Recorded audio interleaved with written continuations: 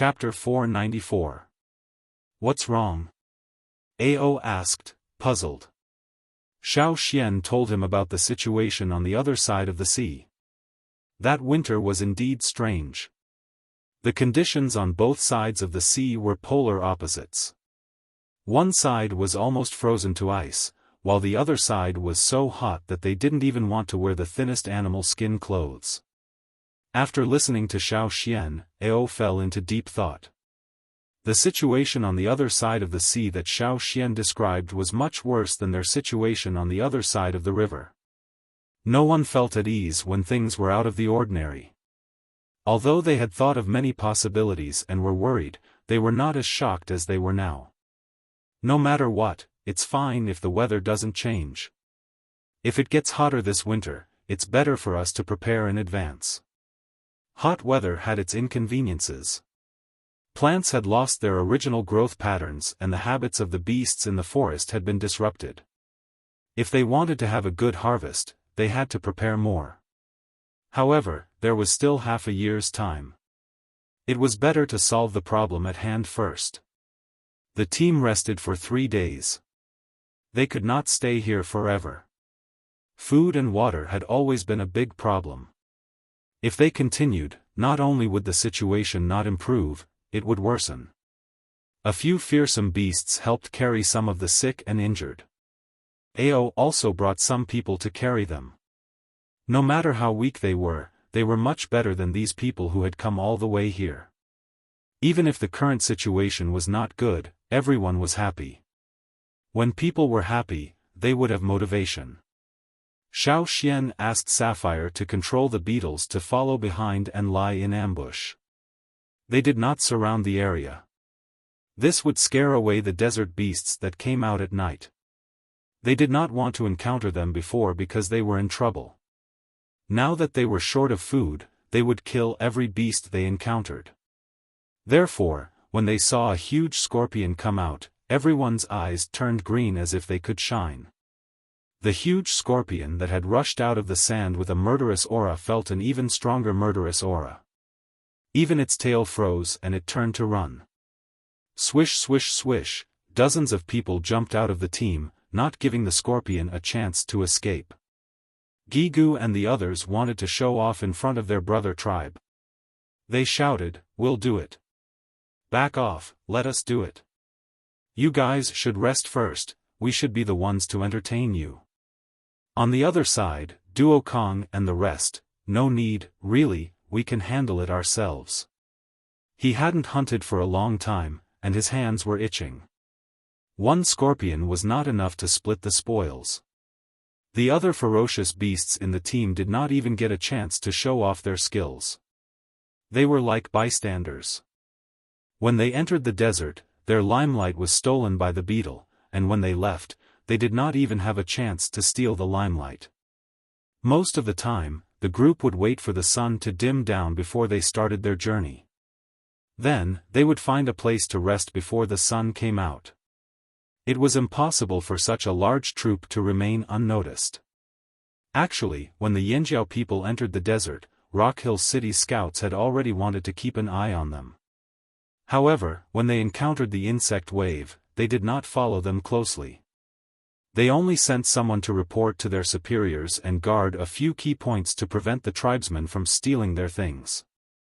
If the young master had not taken the important things in advance, the tribesmen would have stolen even more.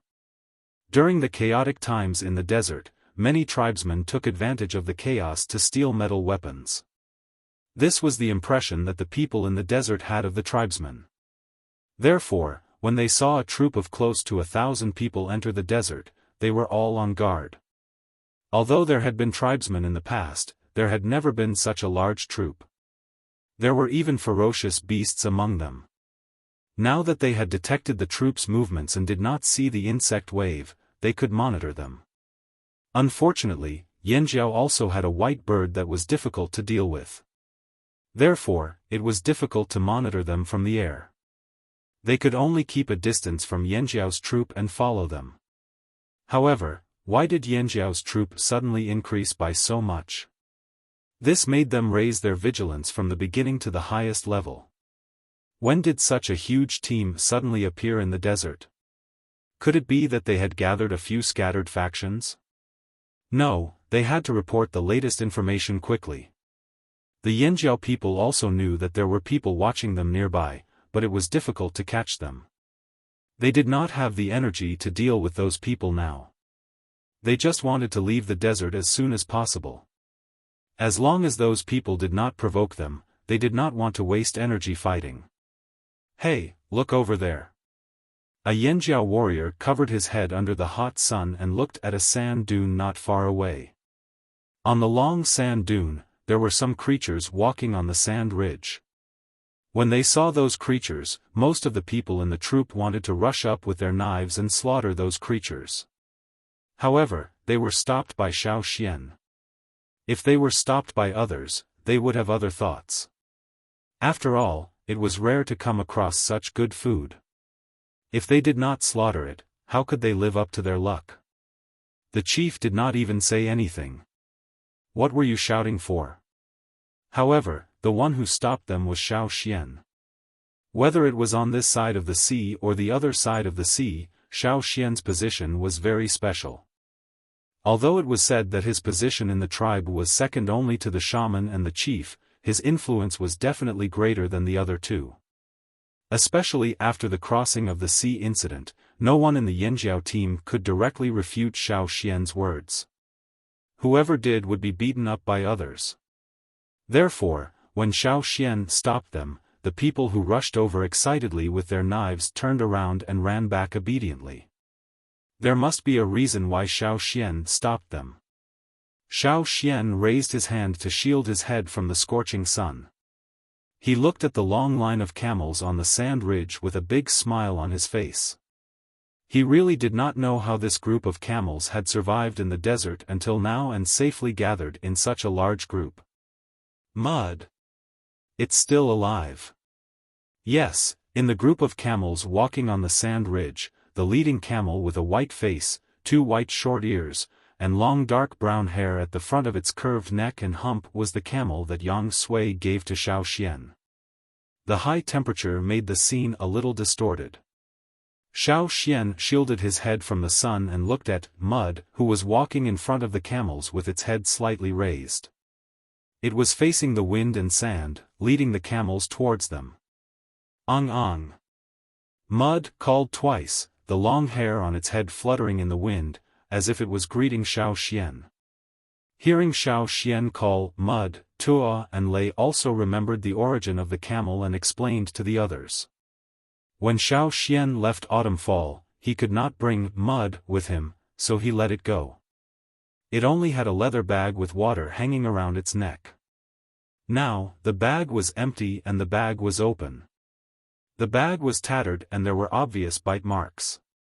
If it were not for the bag, Xiaofan would not have recognized it in the first place. Seeing Mud walk to the side of the giant beetle, Xiaofan could feel that Sapphire seemed to be familiar with this camel. He guessed that Sapphire must have helped Mud and the camels to be able to wander safely in the desert during the war. After all, many people would not think of anything else when they encountered an insect tide. The best thing to do was to run. Who would have the mind to hunt camels? Let's go together.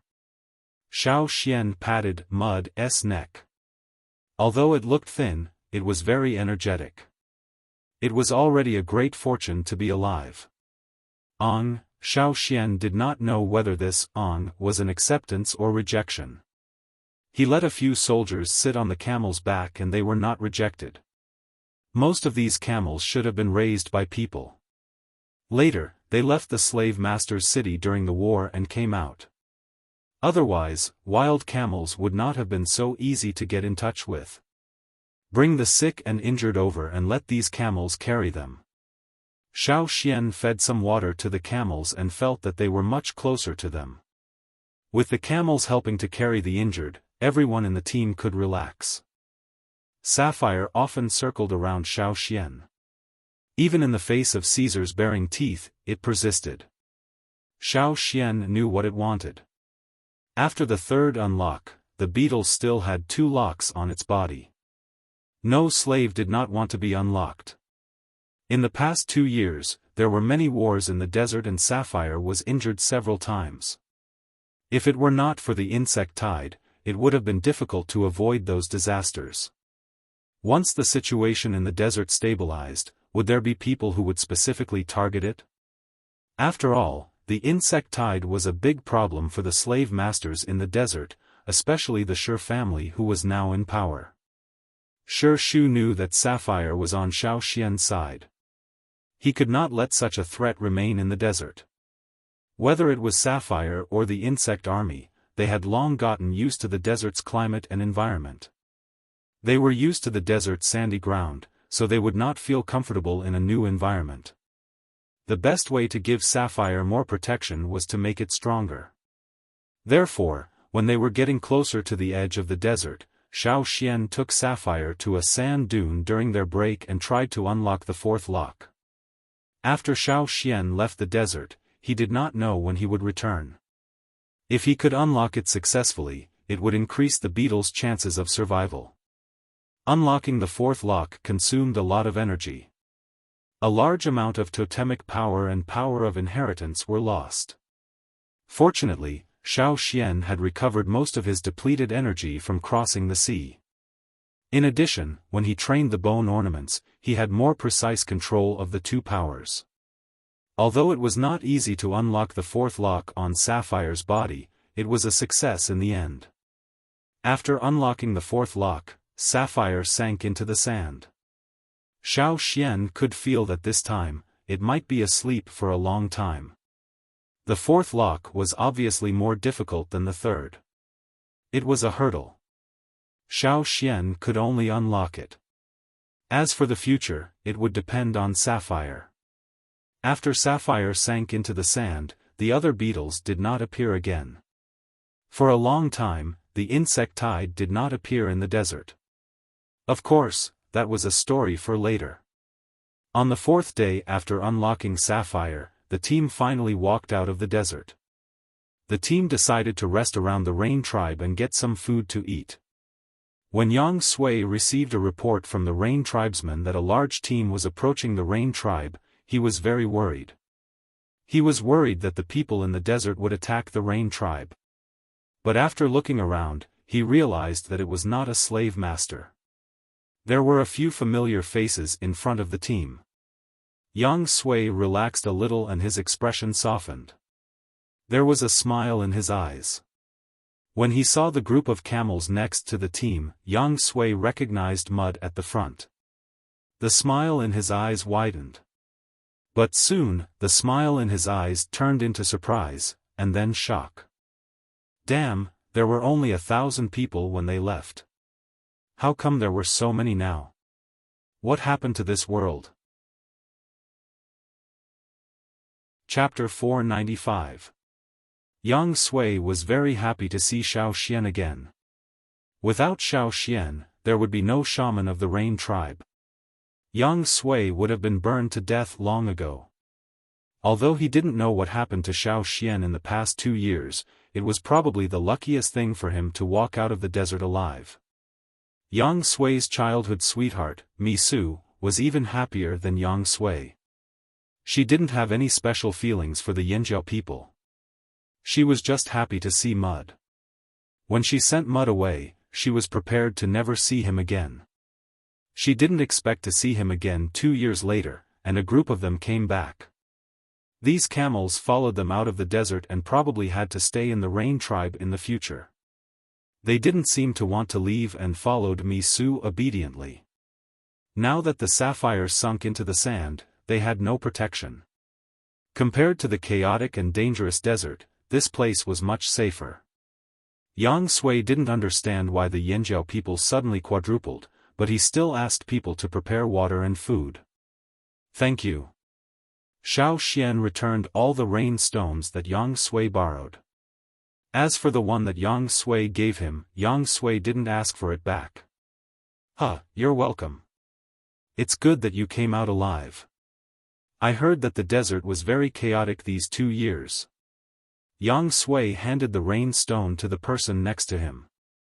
Seeing that all the rain stones were returned, the people of the Rain Tribe finally felt relieved.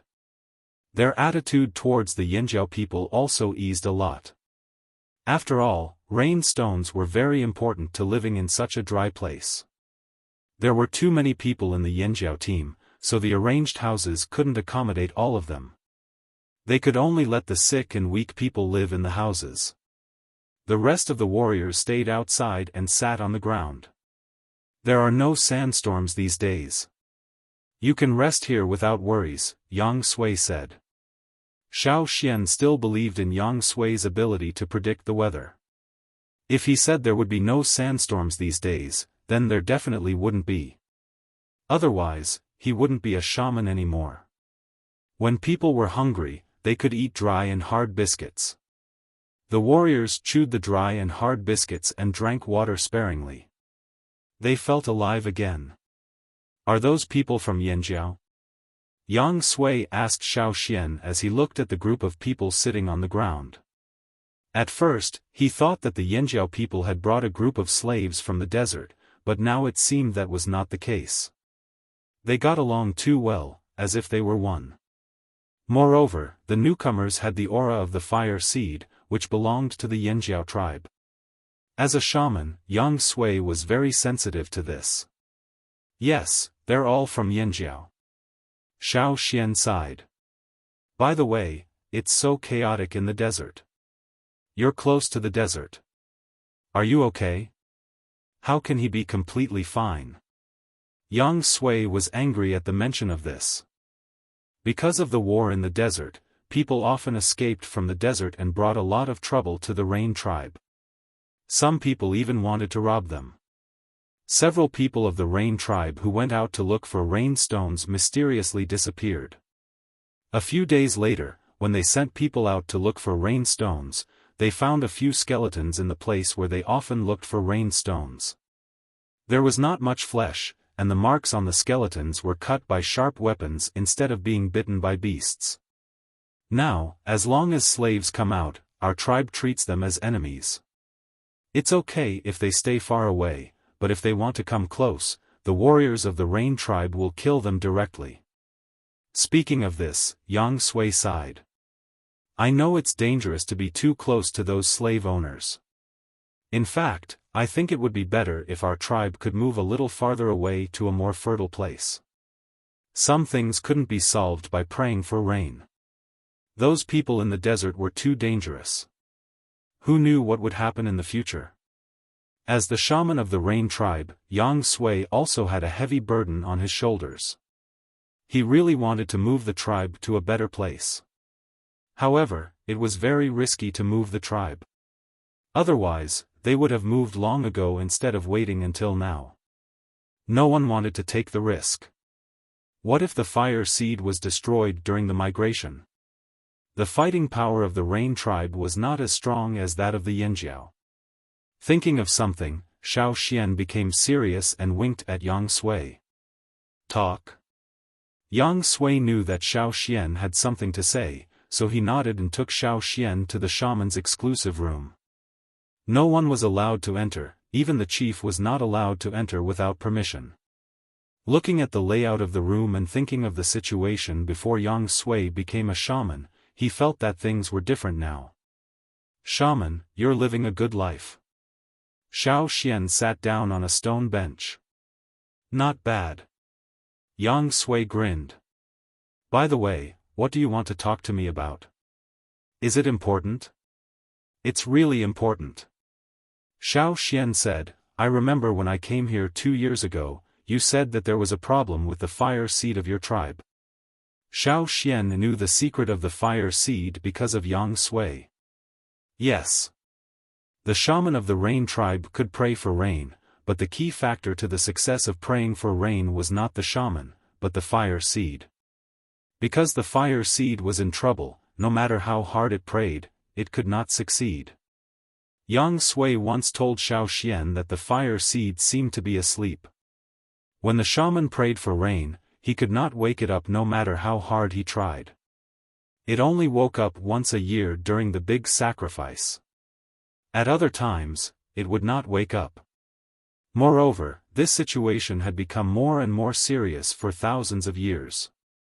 This was why the people of the Rain tribe were so crazy when Yang Sui succeeded in praying for rain 2 years ago. I found the reason. Xiaofan said, and I know there is a solution. Yang Sui was shocked and looked at Xiaofan in surprise. What's the solution? If there was a solution, he had to do it even if it was risky. Xiaofan told Yang Sui some information he got from the other side of the sea. He did not talk about the specific situation on the other side of the sea. He only said that the fire seed could be integrated into everyone's body, and it did not have to be in the fire pit.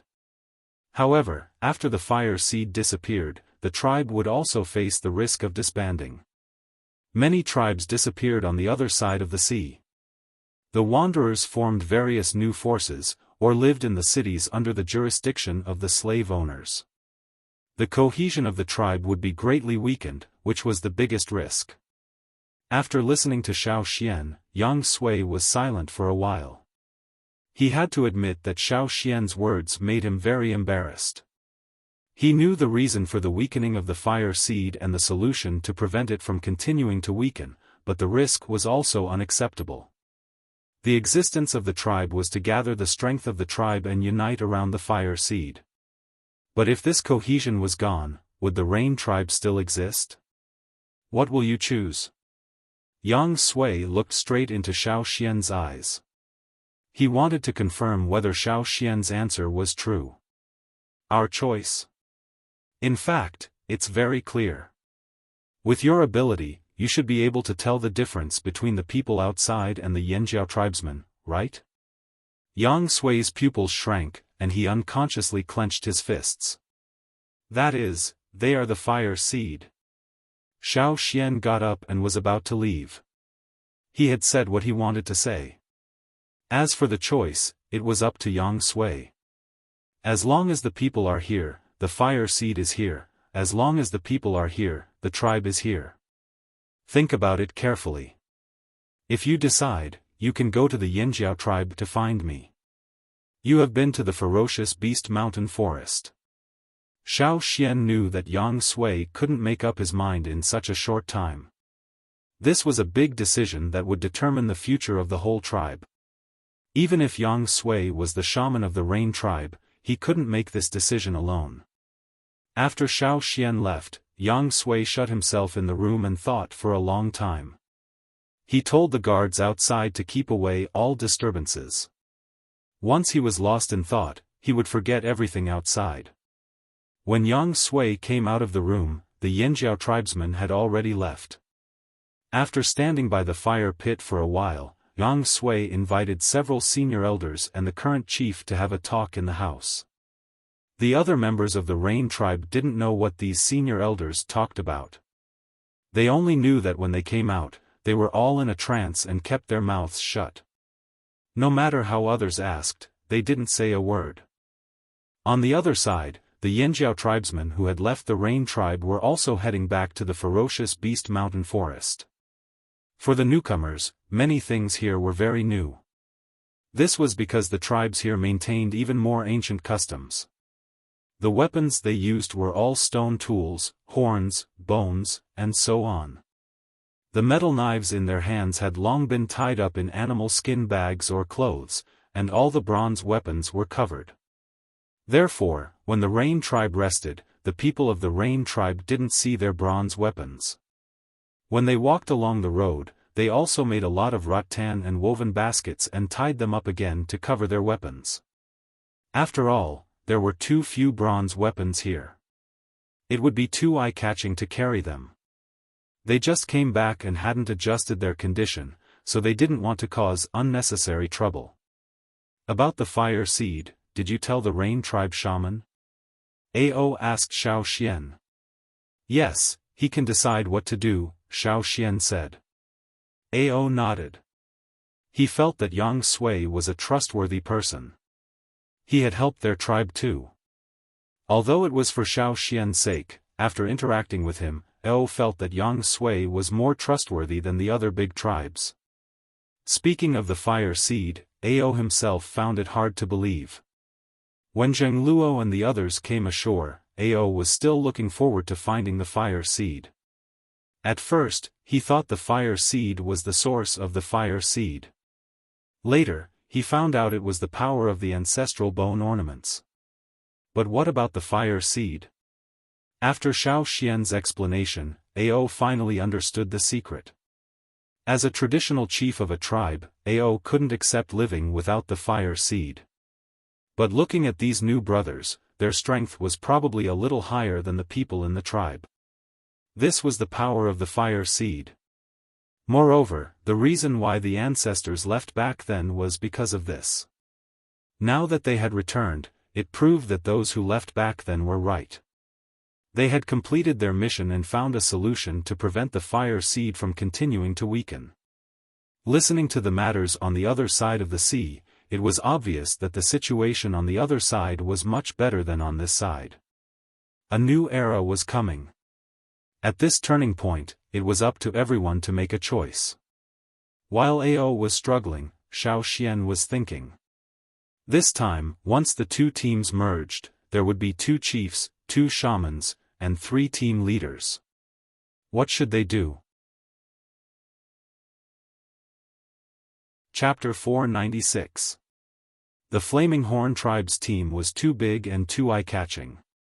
Along the way, almost everyone who saw this team looked at them with a strange expression. Ao had already chosen a different route from the one they took. But with such a large number, it was enough to beat most tribes. This was the same size as when they first crossed the river to return to their homeland. They could not be ignored. In other people's eyes, the Yinjiao tribe was migrating again. This could not be hidden even if they wanted to. Other tribes would know when they talked about it. Did you know? The Yinjiao tribe is migrating again. One of the traders said. Migrating? I've seen it. It's been a while. I remember there weren't many people. I thought they were going to war with someone. Another trader was very confused. Not many. There were a lot of people. Old people, children, women, everyone. I saw it with my own eyes. Their team passed right in front of our tribe. Old people and children? I don't remember that. Yes. Why not? I counted, there were at least 5,000 people. That's a lot more than our tribe. What? 5,000? You must have counted wrong. I'm good at counting. There's no way I'm wrong. I don't believe it. Do you dare swear on your tribe's totem? Fine, I'll swear. Similar conversations appeared in many places. However, Yinjiao's team continued on their planned route. They did not know that they had started a heated discussion. Even if they did, they would not care. They were busy, where would they find the time to talk nonsense with unimportant people? As they got closer to Fearsome Beast Forest, Zheng Luo and the rest could feel a familiar aura, as if it was one with them. Although they were in an unfamiliar environment, that direction gave them a warm and safe sense of familiarity. The totem power in their bodies surged as if they were eager to get there. The bright totem patterns on their bodies flashed, just like their mood at the moment. Although they had seen Zheng Luo's totemic patterns a few times in the desert, Ao and the rest couldn't help but sigh. Was this the result of merging with the fire seed? For those who had not merged with the fire seed, their totem tattoos were dark in color when they activated their totem power. Xiao Xian was an exception. But now, when these newcomers had bright totem tattoos flashing on their bodies, Ao and the others were envious. They were not envious of the bright totem tattoos, but the aura that these newcomers exuded was indeed stronger than theirs. Although the difference was not huge, it was enough to change many people's minds. Previously, when Ao heard that he had to fuse with the fire seed, he was unwilling. But gradually, he began to waver. After the fusion, the potential of the warriors would be greater, and the flame seed would not continue to weaken. Who wouldn't want to have greater power? At the same time, outside the Fearsome Beast Forest, a large number of people had gathered in the Wancher tribe.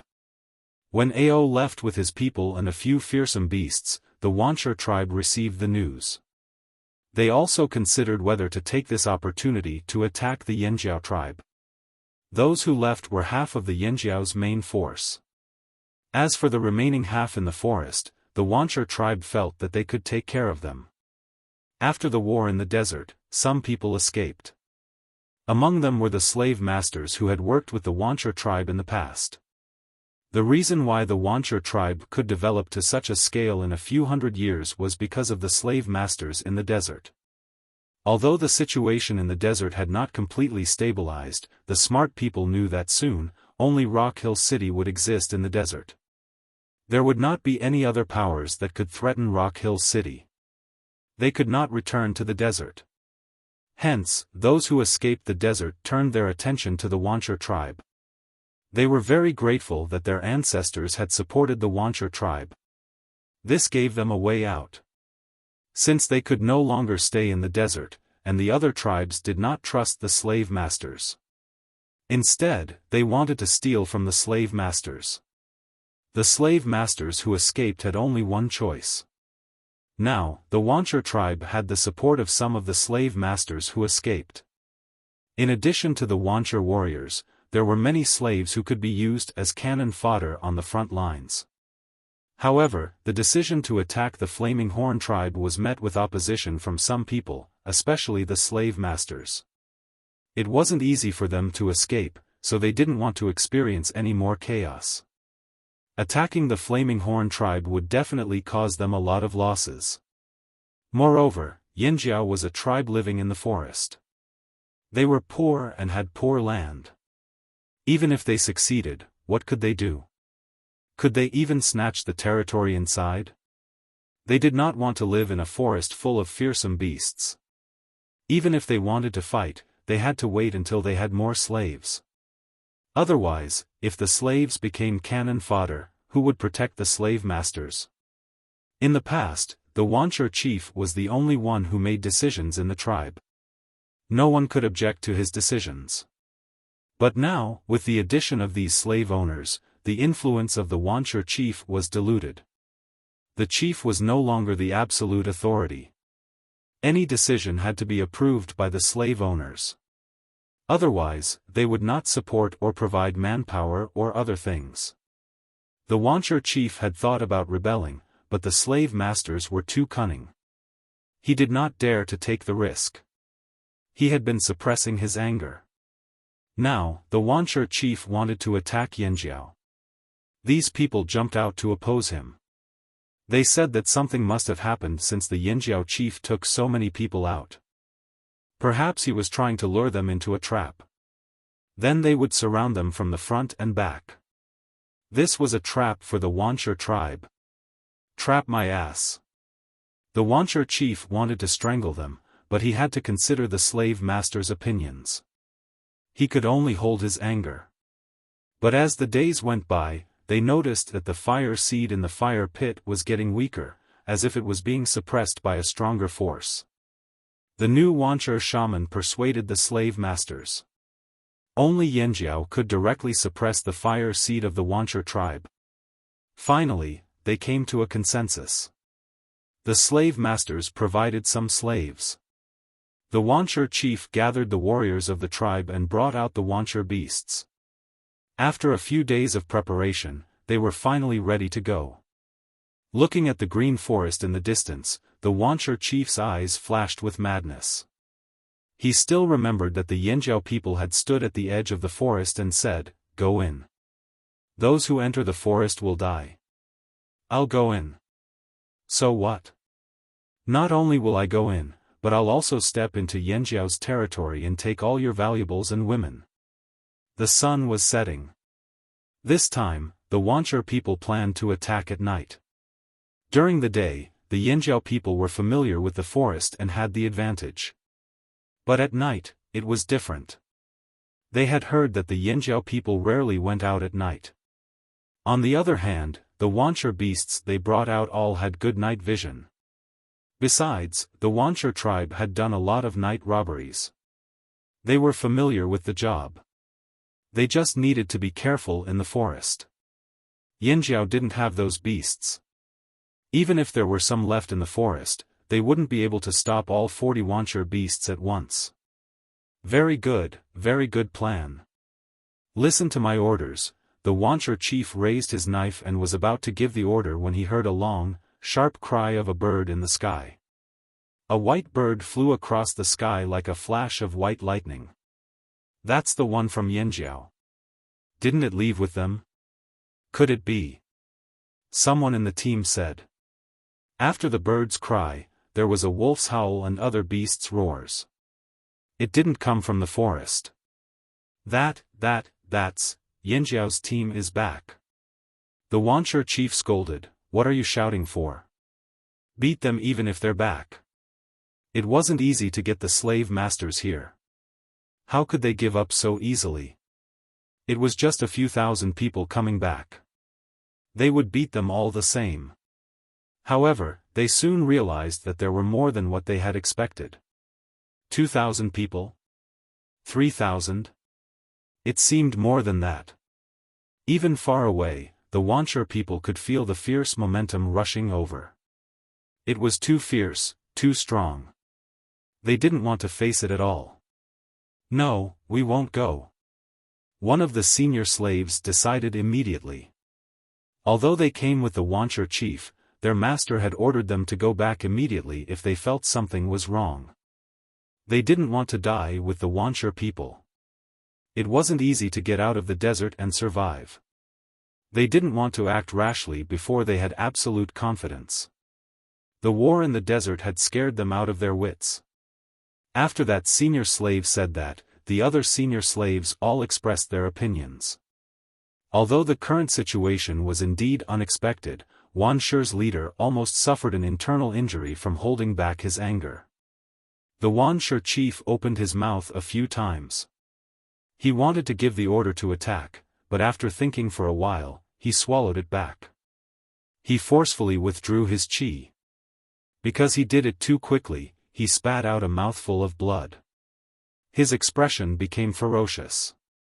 His eyes were full of struggle, and the veins on his arm, which was holding the stone saber, bulged. Fight? Yanjiao's main force was back. Not only were they back, but they also brought back reinforcements. If they attacked, they wouldn't gain anything. Plus, their people had betrayed them. How could they fight? Not fight? Where would their dignity go? Where would their prestige go? But in the face of reality, the Wancher chief had to stop his plan after weighing the pros and cons. Go back. The Wancher chief tasted the blood in his mouth. He suppressed his anger and said. However, because the Wancher leader's voice was not loud and the other Wancher people's attention was on the new team, they did not hear the leader's words clearly. Even if they did, they didn't react immediately. What? Chief, what did you just say? A person standing next to the Wancher chief asked. I said go back. The Wancher chief almost roared. He was so angry that he didn't know how to vent it. He spat out another mouthful of blood after shouting. Seeing this, the others didn't dare to ask any more questions. Although they didn't want to miss the best opportunity, they didn't want to continue. They still cherished their lives. Thus, when the Wancher people were sharpening their swords and planning to attack Yanjiao while Yanjiao was weak, the plan fell apart. In the Yanjiao tribe in Fearsome Beast Forest, Ta had already received information about the Wancher tribe's movements. Although the tribe had the fire seed as a line of defense, they couldn't completely rely on it. The fire seed's range was limited. They had to fight on their own. In fact, when the shamaness sent out so many people, he had different opinions.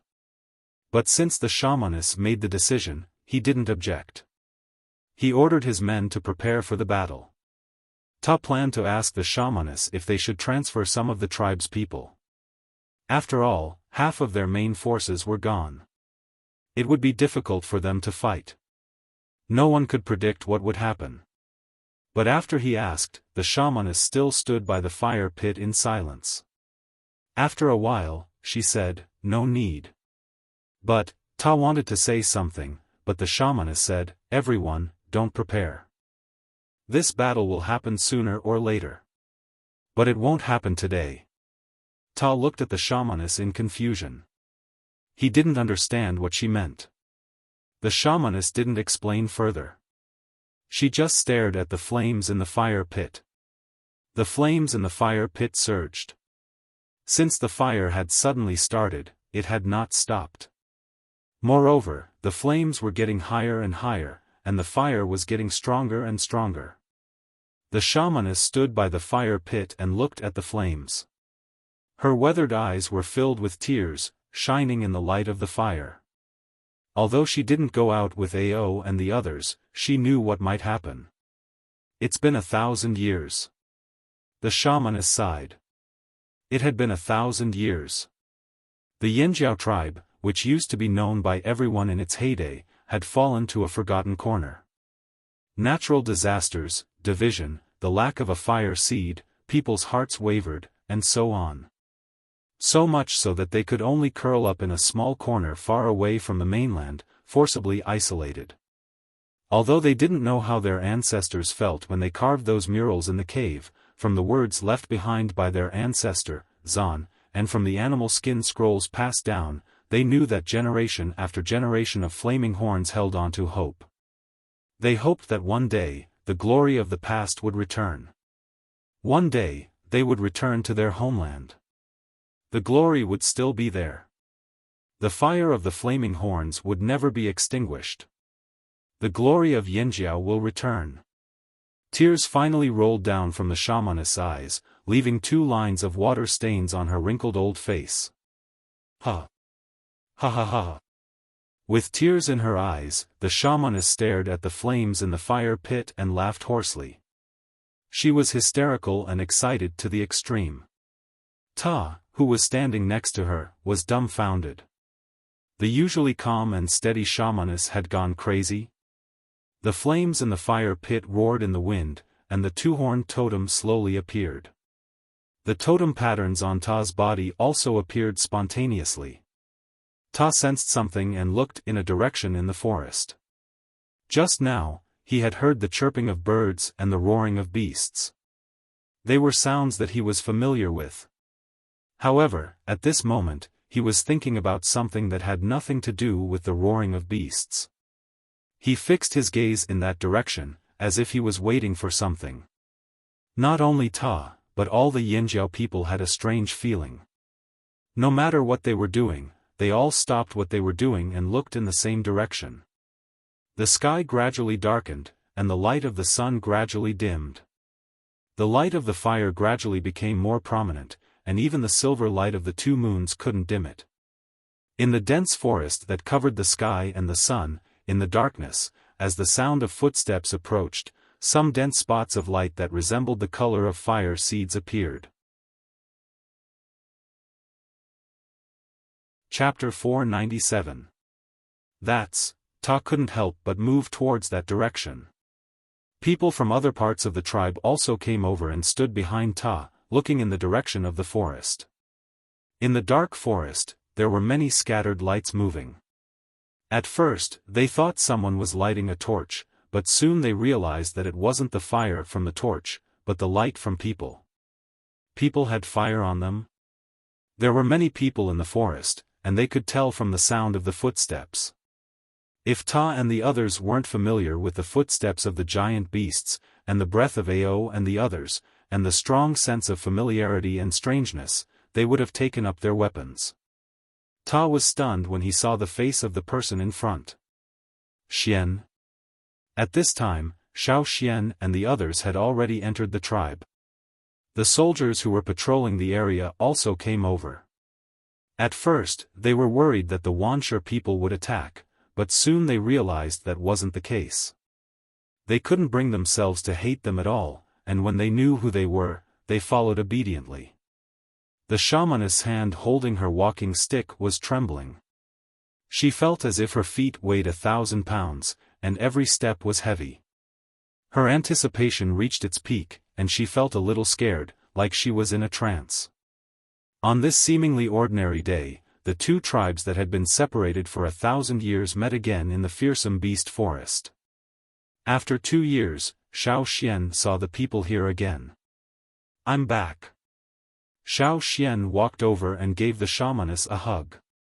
"Good, good." The shamaness' eyes glistened with tears. She looked at Xiaofan carefully. After 2 years, Xiaofan still looked the same, but he gave off a feeling that he had changed a lot, especially the obvious totemic patterns on Xiaofan's body. She glanced at Xiaofan, then looked at the people behind Xiaofan. Ao and the other shamans were directly ignored. Their figures were too familiar.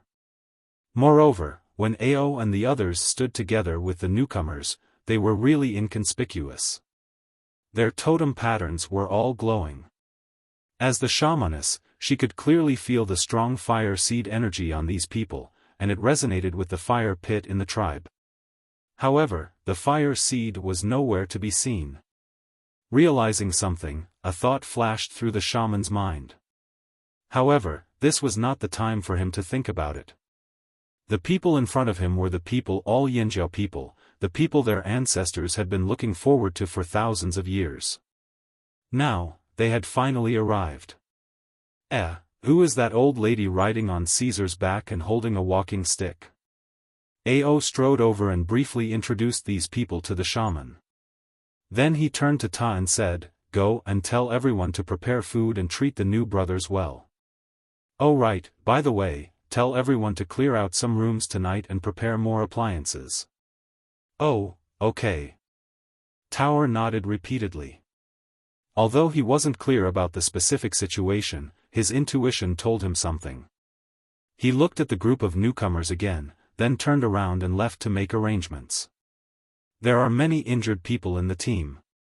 We need to prepare more medicine," Xiaofan said to the shaman. "Yes, I understand." It was a difficult journey from the other side of the sea to here. They had crossed the desert and traveled a long distance to fearsome beast forest. Zheng Luo's team was indeed very tired, but because of their excitement, they were very clear-headed. Especially when they saw the soaring flames in the fire pit, everyone knelt down devoutly. It was a fire seed, a real fire seed. It wasn't a part of their bodies, but a fire seed that existed in the fire pit. It was a primitive fire seed that could be seen with the naked eye. Seeing the pyro seed was like seeing another home. All the anxiety and worries from before were swept away. Ao introduced the new team to the people of the tribe. The injured could finally get better treatment and recuperation, and the hungry warriors could finally let down their guard and eat to their heart's content. The people of the Old Haunt tribe were very enthusiastic. Although it was their first time meeting each other and they were a little restrained and shy at first, they soon started chatting and laughing after gnawing on a few beast legs. On the way, Zheng Luo's team had a lot of communication with Ao and the others, so they were much more proficient in using the old language. They didn't need to make gestures when they stuttered a few words. Now they could brag smoothly. The women gathered together to talk about their own topics. The men gathered around the fire to brag. The children and the elderly were placed on the other side to rest. After all, there were too many people. Even if the tribe made room temporarily, it was impossible for everyone to live in a house. It was too late to build a house and no one had the energy to do so. But Zheng Luo's team didn't care. It was a warm place, not as cold as winter, and not as hot as the desert. They could sleep on the grass. Besides, they were all on the same side. With the protection of the fire seed, they could sleep soundly on the ground. After eating and drinking, they were easy to be satisfied. As for the others, they would deal with them after they slept. "Don't be afraid. If you don't have a place to sleep, we'll sleep with you on the grass." Mai patted a man of the same age as him and said. Near the border, where the tribesmen and wanderers lived, Yan Ji and Jiao Wu each carried a few roasted beast legs. There were several large animal skin bags hanging from their waists, which contained some fruits and grains harvested last year. After knowing the identity of the newcomers, Yanji and Jiao Wu were very happy. The arrival of these people would definitely make the Yanjiao tribe stronger. After all, they were all Yanjiao tribesmen. They were much closer than the wanderers from other tribes or the partners of other tribes. They were willing to trust the people brought by Xiaofan. When the chief asked everyone to take out food, the two brothers carried out most of the stock. If there was no food, they could hunt again. But they couldn't let the newcomers starve. They heard that it was very difficult for them to come here. Many of them were so hungry that they were almost skinny. The two brothers were laughing and talking when they were suddenly stopped by someone. "Hey, Yanji, Jiao Wu, wait." They looked over and saw that it was He, a wanderer they knew when they were in the Longboat tribe. Since they came to the old haunt, Yanji and Jiao Wu had awakened their totemic power. Their lives were much better, and the wanderers who had helped them also benefited a lot. He and the others were forced to come here. It was rare for them to see a little hope, so they followed the two brothers here. They didn't expect that although they lived in the ferocious beasts mountain forest, they could live a good life under the protection of the Yanjiao warriors. In addition, the Yanjiao tribe often hired wanderers to help them and paid them. For people without totemic power like He and the others, they were very satisfied. He also married a wanderer girl. At the beginning of this year, they had their own child. But yesterday, someone in the wanderer's residence said that the Wancher tribe was going to fight with the Yanjiao tribe. But half of the Yanjiao tribe's fighting force was out of the forest. The fighting force here was not enough. Maybe the Yanjiao tribe would be in danger. They had lived here for a long time, so they had heard a lot about the Wancher tribe. They knew the style of the tribe. Therefore, the wanderer's residence was in turmoil. They had lived a good life for 2 years. Were they going to change places again? He and the others also wanted to ask Yanji and other Flaming Horn warriors they were familiar with, but they couldn't find anyone. The Flaming Horn tribe was tense, and the warriors who were patrolling the outermost area also kept their mouths shut, not saying a word. Some wanderers left secretly, but the patrolling warriors didn't stop them. Others saw this and left one after another. But He didn't leave. When someone asked him to leave with them, he refused. He didn't want to leave because he didn't know the specific situation. After waiting for a day, he finally met Yanji and his brother. "Where are you going?" He wanted to ask if the Yanjiao was going to fight with the Wancher tribe. But now the two brothers didn't look like they were preparing for war. Instead, they seemed to have encountered something good. So he changed his question. "There are some newcomers. We're going over there." Jiao Wu laughed loudly. "Newcomers? Which tribe are they from?" He asked. "Of course they are from the Yanjiao." He thought they were Yanjiao wanderers who were scattered in other places, so he asked casually, "How many have come? Why are you so happy?" Jiao Wu showed 4 fingers to him. 40? He asked tentatively. Jiao Wu looked at him with disdain. 400? He was a little surprised. 400 was a lot. Jiao Wu continued to look at him with disdain. 4. He stuttered. He didn't want to say that number. He thought it was impossible. 4,000. I can't talk to you anymore. They are waiting for us. Wait, are there really 4,000 wanderers? He asked. They are not wanderers. They are just like the people in the tribe. I heard they are quite powerful. Speaking of this, Jiao Wu was a little unconvinced. He thought that when those people recovered, he would fight with them. Watching Jiao Wu and his brother leave, He stood there in a daze. Then he patted his head and ran home.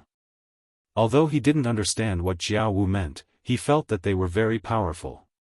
Looking at their state today, they didn't seem to be worried about fighting at all. Go?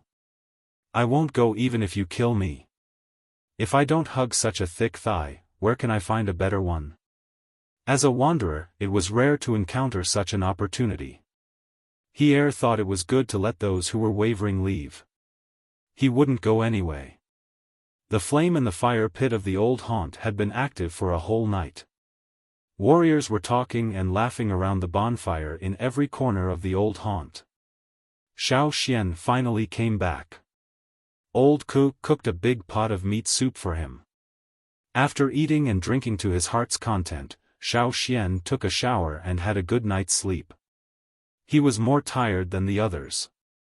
He used too much power to support the bone ornaments. Later, he recovered a little and unlocked the sapphire. He led the team all the way here. He was really tired. Xiaofan slept for 2 days. He didn't wake up halfway, and no one came to wake him up. When Xiaofan woke up on the 3rd day, there were many new houses in the tribe. Some were built with bricks, some with wood. The clay bricks couldn't be burned so quickly. After all, there were many newcomers, so some people built with wood first. Chapter 498. After Xiaofan woke up, Old Ku told him that the shamaness had sent someone to look for him. Seeing that Xiaofan was sleeping soundly, they didn't disturb him and told Xiaofan to wait until he woke up. Putting down the bowl, Xiaofan wanted to help wash the pot, but was chased out by Old Ku. The shamaness and the chiefs from both sides are waiting for you. Don't waste time here. Hurry up. Xiaofan smiled and patted the head of Caesar, who was gnawing on a bone at the door. Xiaofan then walked towards the shamaness. On the way, he saw warriors from both sides standing side by side. He didn't know what they were talking about. Not far away, there was a brick house being built. There were people from both sides helping. In fact, Xiaofan knew why the shamaness was in such a hurry to find him. The most important thing now was not the cooperation between the two teams, nor the use of the core seed. It was the issue of the fire seed. In the past, the tribe split because of the fire seed. Both sides had different opinions, which led to the split. It couldn't be said that anyone was wrong. Both sides had their own reasons, and their starting point was for the sake of the Yanjiao tribe. However, after 1,000 years of separation, both sides were afraid. If there was another disagreement now, even if both sides were here, they could still split. Although both sides didn't reject each other, to truly merge into one would take time. They needed to make decisions. If there was a dispute over the fire seed, it would be much more difficult to merge. As the key person to unite both sides and the most special person in the entire Yanjiao tribe, Xiaofan had to be consulted on such an important matter. There were people guarding outside the shamaness house. When they saw Xiaofan coming, they quickly made way. When Xiaofan entered, the atmosphere in the house was a little strange. No matter what, you didn't care about the safety of the old haunt and sent out half of your forces.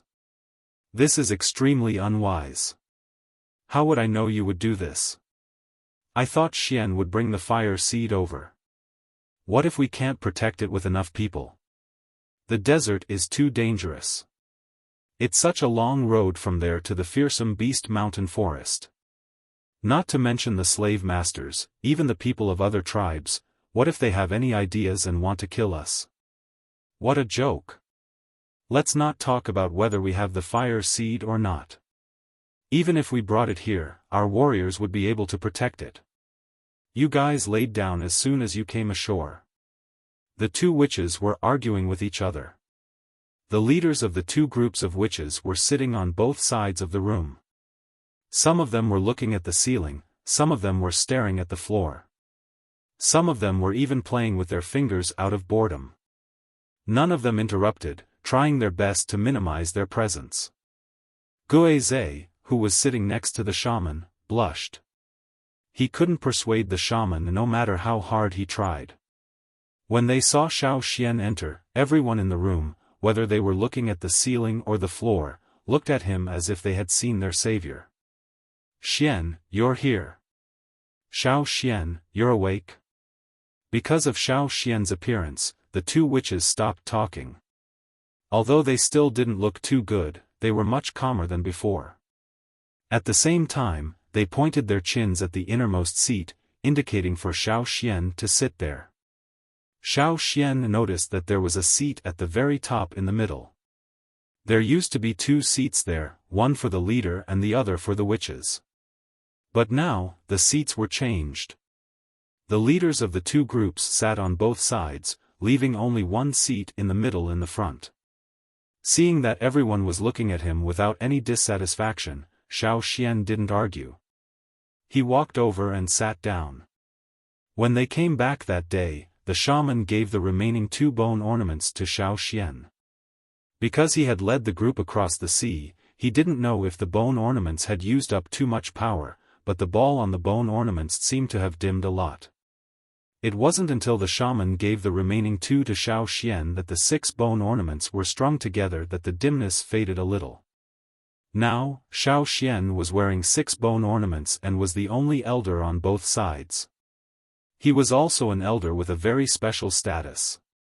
When the seat was placed, no one objected. They felt that this was how it should be. However, as the leaders and team leaders who had watched Xiao Xian grow up, they had mixed feelings. The little kid who came out of a cave at the foot of the mountain had grown to this level. "What were you guys talking about just now?" Xiao Xian asked. He obviously wasn't asking about what the two witches were arguing about. He was asking about something else. Ao quickly took over the topic, afraid that the two witches would quarrel again. He didn't know what was going on, but the two witches started to quarrel. In the past 2 days, they had quarreled several times. "We were discussing how to deal with the people who left a few days ago," Ao said. Because they knew that the Wuxia tribe was going to attack the Yanjiao tribe, some people panicked and fled because of the rumors. Among them were wanderers and Yanjiao warriors. None of the warriors who originally followed the tribe ran away. Those who fled were wanderers who came back to the tribe. They got power from the tribe, but they fled at the last minute. The Yanjiao didn't care about those who only wanted to share wealth but didn't want to share hardships with others. So after compiling a list, they unanimously decided to blacklist these people and expel them from the tribe. They would never accept them again. When the tribe moved to the ferocious beasts mountain forest, some people fled, but later some came back and begged the tribe to give them a chance. The tribe gave them a chance because they were all Yanjiao blood. But now, those people betrayed the tribe again. They shouldn't blame the tribe for being merciless. If they really went to war with the Wuxia tribe in the future and these people fled before the war, it would affect the tribe's morale. The sooner they were kicked out, the better. There's also the Pyro's decision. Ao did not continue after saying this. For the more conservative people here, without the fire seed, many people would feel uneasy. They couldn't imagine life without the fire seed. But these people had followed their ancestors down this path. Both sides grew up in different environments. Ao couldn't decide which to choose. He was conflicted. Not just Ao, the other team leaders were conflicted too.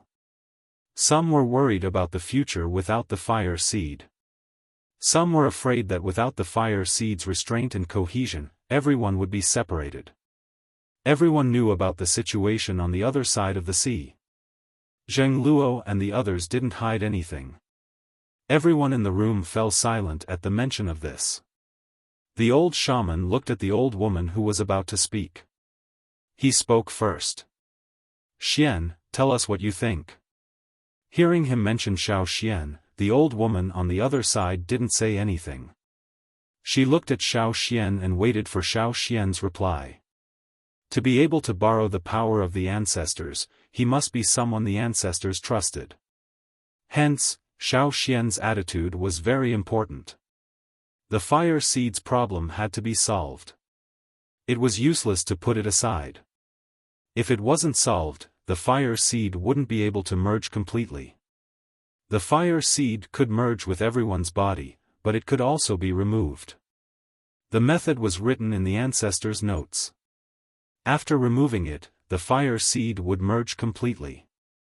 Should the complete fire seed merge with everyone's body again, or should it keep the original fire seed? Xiaofan thought for a while. He didn't say his decision immediately. Instead, he said, "The Rain Tribe. I believe most of you know about them." Those who had been to the Rain Tribe nodded. Those who hadn't heard about it also nodded. Xiaofan continued. The Rain Tribe lives in the dry land near the desert. Without enough water, their survival will be very difficult. The ability of the shaman of the Rain Tribe to pray for rain was a major support for the prosperity of the Rain Tribe. The existence of the Rain Tribe may be much longer than that of some of the famous big tribes. Many people had heard about the ability of the shaman of the Rain Tribe to pray for rain, but not everyone knew about the long history of the Rain Tribe. The reason why the shaman of the Rain Tribe could pray for rain was that he borrowed the power of the fire seed of his tribe. But later, he gradually lost the ability. I don't know when it started, but it became difficult to pray for rain. The number of failures increased until it was completely impossible.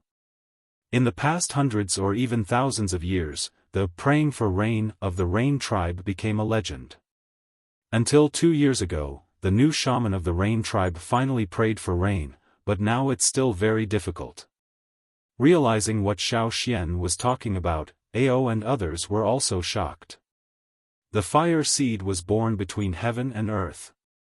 The fire seed would be extinguished like a torch. The way to keep the fire seed burning forever was to use the blood as the fuel. The continuous blood was the firewood for the fire seed. If one day the fire seed weakened and dissipated, the Rain Tribe would lose the ability to pray for rain. Then what would the Yanjiao lose? Power. If the Yanjiao people gradually lost their advantage of power, how could they survive in the tribes full of strong people? How could they hunt in the mountains full of ferocious beasts? The Rain Tribe was a lesson for them. Even if they couldn't understand it now, in the future, thousands of years later, would the descendants of Yanjiao blame them? Would these people become the sinners of the Flaming Horn Tribe? Xiaofan looked at the people present and continued, "I know what you are worried about.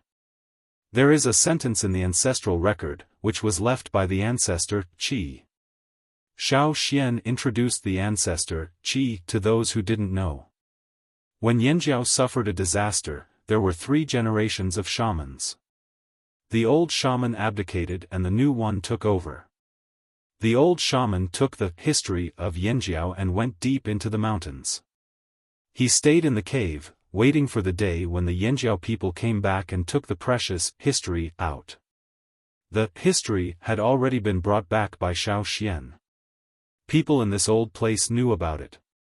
During the catastrophe, the newly appointed shaman and his successor, Qi, had left with the leader at that time to avoid the catastrophe. However, there were differences in opinion. The chief and Qi left with half of the people to find a new way out. The shaman took the rest of the people and left until the earth split open and a giant river separated them from the rest of the world. Zheng Luo's people were able to merge with the fire seed thanks to Qi. Qi was the pioneer. Speaking of Qi's words, Xiaofan looked at the 2 shamans.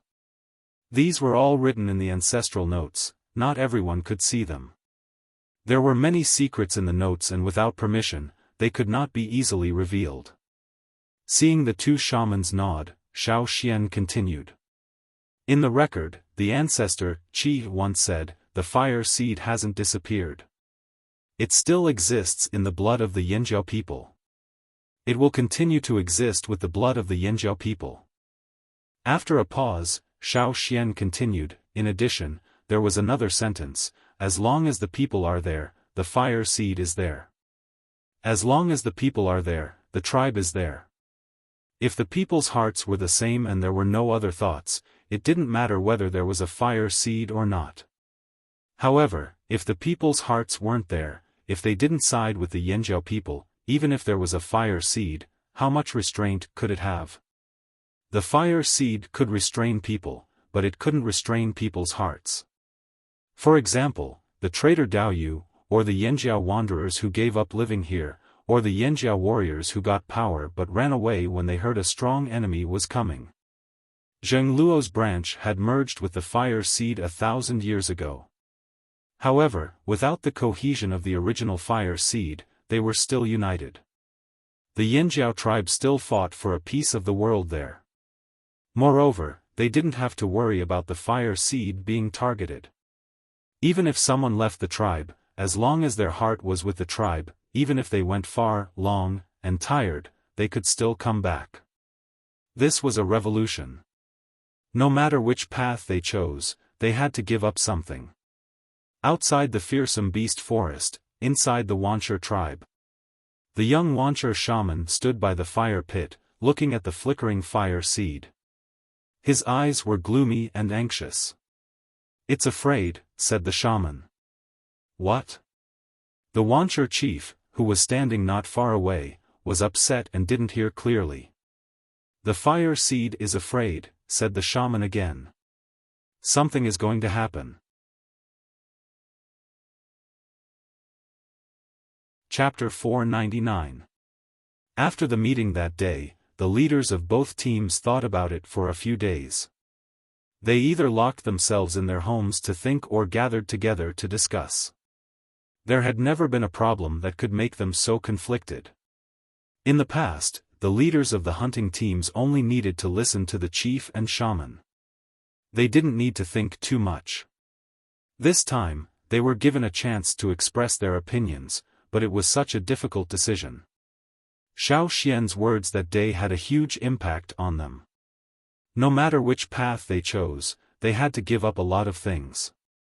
All they could do was to weigh the pros and cons and choose the path that was most beneficial to the tribe.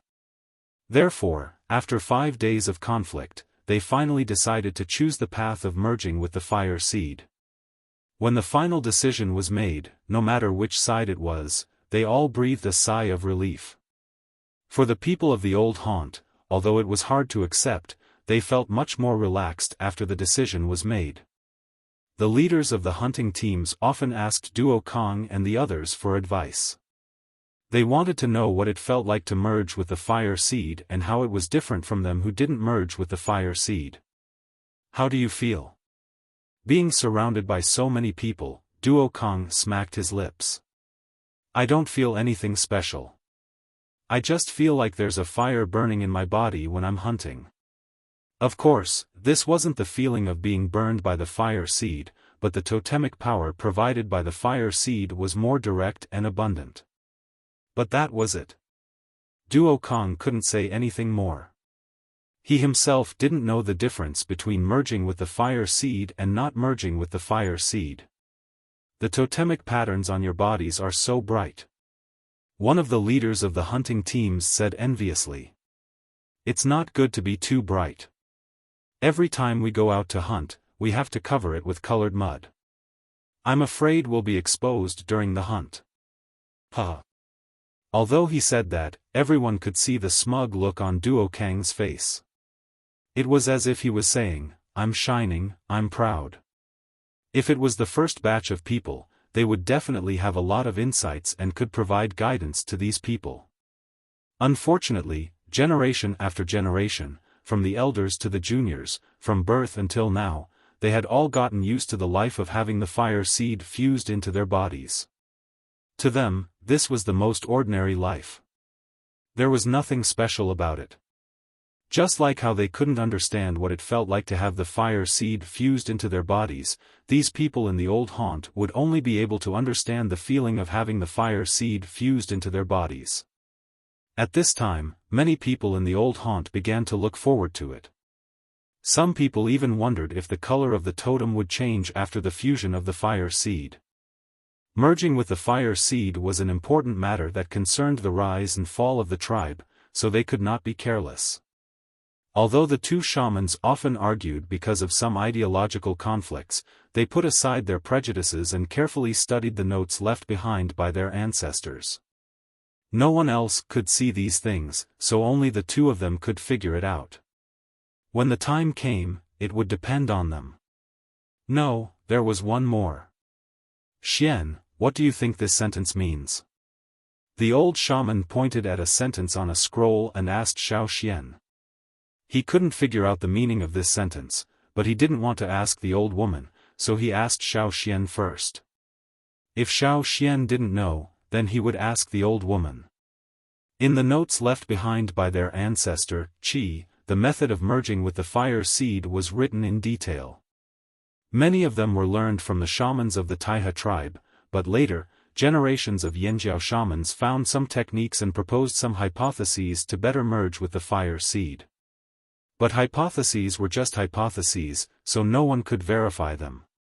They could only remember these and make decisions based on the situation. After 2 days, not to mention the 2 shamans, even Xiaoxian's mind was filled with the fire seed. Old Ku saw that Xiaoxian came back tired every day, not physically, but mentally, so he wanted to make something good for Xiaoxian. In the morning, he asked Xiaoxian, "What do you want to eat?" Xiaoxian chewed on a piece of barbecued meat and answered absent-mindedly, "Fire seed." Old Ku was stunned on the spot. When they finally came up with a plan, Xiaoxian temporarily got out of that state. In 7 days, the tribe will hold a sacrificial ceremony, a very important one. Every Yanjiao warrior must be there, whether it's the patrolling warriors, the sick, or the children who haven't been weaned. The 2 shamans had jointly given the order, so no one dared to take it lightly. Now, the warriors who went out to hunt had all returned. No one went out these days, and the trading team hadn't gone out for a long time. Except for those who were blacklisted by the Yanjiao, everyone else, as long as they were of the Yanjiao bloodline, regardless of whether they had awakened their totemic power or not, had to be there for the ceremony. As the tribe grew bigger, there were many loopholes in the previous management. There might even be some people with bad intentions hiding among them. Therefore, other than the more important decision-makers in the tribe and the people they absolutely trusted, no one else knew about the merging of the fire seed. This was to prevent any changes from happening. But everyone could feel that something was about to happen. Some people said that the Yanjiao tribe was preparing for war, while others guessed something else. Chief Ao asked people to take note of those who liked to spread rumors and pay special attention to them in the future. If those people were really disloyal, Chief Ao wouldn't be merciful. The ceremony had been notified. The shamans also said that they didn't have to wear the ceremonial animal robes, but they had to be clean and tidy. They had to bathe and clean themselves properly. There would be warriors checking them, and those who didn't pass would be taken out and cleaned before coming back. This was a very important ceremony. It was the first complete Yanjiao tribe ceremony in 1,000 years. As the day approached, the atmosphere in the tribe became more tense. Even Zheng Luo and the others couldn't calm down. Duo Li asked his father in private, "What will happen if the merging of the fire seed fails?" In the end, Duo Kong didn't say a word and beat Duo Li up. How could he not be beaten up for provoking Duo Kong at such a critical time? 7 days passed quickly.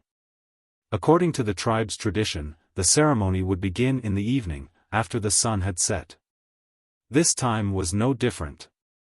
It was reasonable to say that the moon in the sky should be very bright at this time, but there were thick clouds in the sky. Especially since the evening, the clouds got thicker and thicker, completely blocking the moonlight in the sky. In the forest without moonlight, the night was very dark. Fires were lit everywhere in the tribe. The 2 shamans stood solemnly in front of the fire pit. The old lady had never experienced the summoning of the ancient fire seed in the fire pit. She didn't say much at this time and just followed the plan. This time, there were more than 4,000 people participating in the ceremony. Ao drew out a piece of land for them. According to the order, the leaders stood in front, the senior totemic warriors in front, then the junior totemic warriors and those who hadn't awakened stood at the back. Of course, those who had contributed greatly to the tribe would also stand in front. The rules were the same as before. Xiaofan was the closest to the fire pit other than the two shamans. On the 6 bone ornaments around his neck, the 6 round beads were no longer as dull as they had been a few days ago. Instead, they were much more lustrous. With the incantation, the flames in the fire pit rose faster than before. However, after witnessing all kinds of strange things with the fire seed these days, everyone could watch calmly. The high flames lit up the surroundings. There was no music, no sacrificial dancers, and no 3 flames in the fire pit. Only the loud chanting of the incantation could be heard. After the flames in the fire pit rose, the totem pattern of the 2 horns appeared. When the totem patterns appeared, the totem patterns on all the totem warriors' bodies also appeared. Some of them had dark patterns, while the others had brighter totem patterns, which were very eye-catching. The flames in the fire pit rose higher and higher, swaying without wind. Even the people standing outside could hear the swaying sound of the flames. Xiaofan felt the totem flame in his mind become active with the flames in the fire pit. The flame expanded a lot, and the shell that covered the totem flame also began to flicker. On the bone ornament's round ball, there was a puff sound. The flame extended forward and connected with the flames in the fire pit. This time, the flame giant didn't appear. Xiaofan had a feeling that the flame that formed the flame giant had all merged into the fire pit. All the blood in his body seemed to be boiling, surging in his blood vessels. The totem power in his body was like a torrent, filling his whole body in the blink of an eye. Crack, crack, crack, crack, the crisp sound of burning firewood, or the sound of rocks being burned and exploding, came from the fire pit. 6 fire veins appeared on the ground like burning magma, extending from the fire pit. They became thicker and thicker, as if they were going to forcefully crack the ground. Different from the fire veins in the previous sacrificial ceremonies, this time, the fire veins on the ground were like growing roots, extending outwards. The closer they were to the fire pit, the thicker they became. The people standing here felt like they were standing on a rock flow. Near the fire pit, the distance between the 6 fire veins became very close as the fire veins became thicker. The fire veins and the flames in the fire pit bloomed together with unprecedented light. Crack, crack, it seemed like something was going to break out of the ground. With such a sound, the 6 fire veins that extended from the fire pit rushed out of the ground. They were like buried fire dragons that were about to break out of the ground, dancing up and down. Every time they rose and fell, a section of the underground fire vein rushed out of the ground. At this time, the stones in the fire pit all turned red. Crack, crack, crack. The stones that formed the fire pit made cracking sounds, and some flames rushed out of the ground. After the red flames rushed out, some blue flames followed. There weren't many, but they were like the calyx at the bottom of a flower, supporting the flames above. The flames that covered the entire fire pit gathered towards the center and rose into the air. The 6 fire veins that were dancing in the air also gathered towards the center, shrinking into the flames above the fire pit. The root of the fire that had been buried deep under the fire pit in the old haunt was out of the fire pit.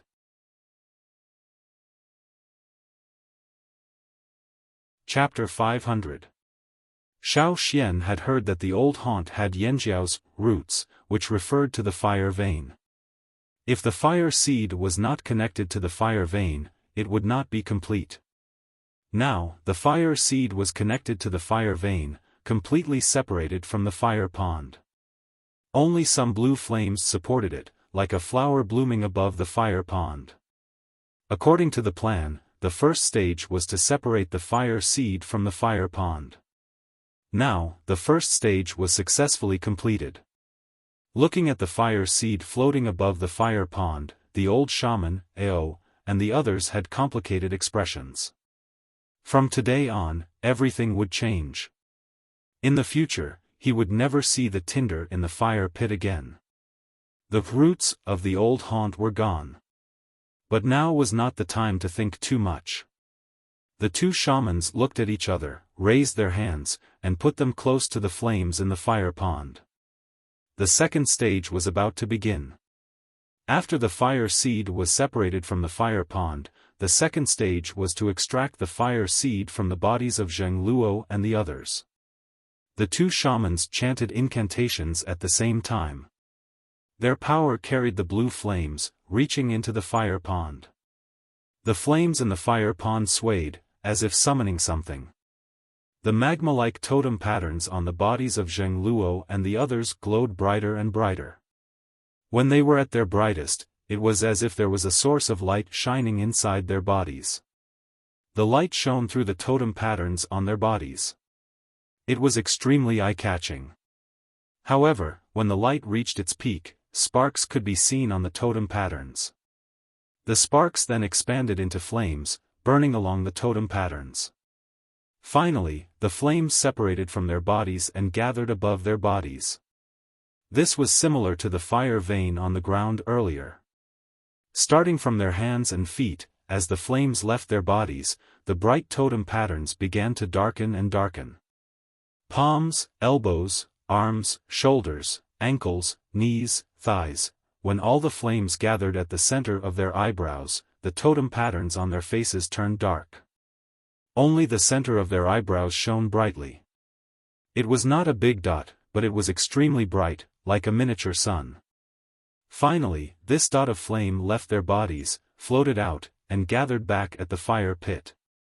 Thousands of glowing spots, like an upgraded version of fireflies on a summer night, surged towards the fire pond. The flames floating above the fire pond glowed brighter with the influx of light, illuminating the surroundings as if it was daytime. When the last bit of light entered, the flames in the fire pond made a whoosh sound, as if satisfied and excited, jumping and howling. In the flames, the two-horned totem was especially bright, like the horns of a giant beast, eager to rush out and show its power. The fire seed was born from heaven and earth. When it changed, the people in the old haunt could clearly feel that heaven and earth was filled to the brim to a terrifying majestic aura. The second stage, the extraction of the fire seed, was completed. Seeing this, the two shamans were slightly relieved. However, they could not let their guard down.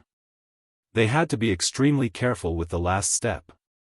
If the tribe had decided to keep the ancient fire seed, it would have ended here. Although it had been separated for thousands of years, the fire seed could finally be considered as complete now. After 1,000 years, the fire seed, was finally, after 1,000 years, the fire was, after 1,000 years, the fire seed was broken to the fire, to the people s's. The guilt that had gathered in Zheng Luo's and the others' hearts finally dissipated. The old shaman sighed. Since they had decided to take that path, they had to walk it with determination. They could not hesitate, and they could not be distracted. Closely following the second stage was the last step, which was also the most crucial step. They had to integrate the complete fire seed into every warrior's body. The sound of the shaman's incantation became louder and louder. The flames in the fire pond suddenly shot up into the sky, like a cloud-piercing knife suddenly pulled out from the ground. The tip of the knife pierced through the sky. This unparalleled divine weapon seemed to want to break through the endless night. The tip of the fire pierced through the clouds, illuminating the thick clouds above. The layers of clouds seemed to be ignited, and this change was spreading outwards from the center of the fire. The thick clouds gradually turned fiery red. The clouds above the old haunt had such a strange scene, and this change was still continuing. Under the sky, the originally pitch-black forest, the rolling mountains in the distance, the endless forest on the ground, and the winding river that led to an unknown end, everything was covered in a layer of fiery red. Under this strange phenomenon, flocks of birds flew up in the forest at night. Different species of birds mixed together, screeching. Regardless of whether they were from their own species, they all flew up into the sky, flapping their wings hard in the direction of the Yanjiao tribe. A large flock of birds flew into the distance like a moving cloud. The beasts that had already fallen asleep, or the predators that were hunting at night, were also startled by this strange phenomenon.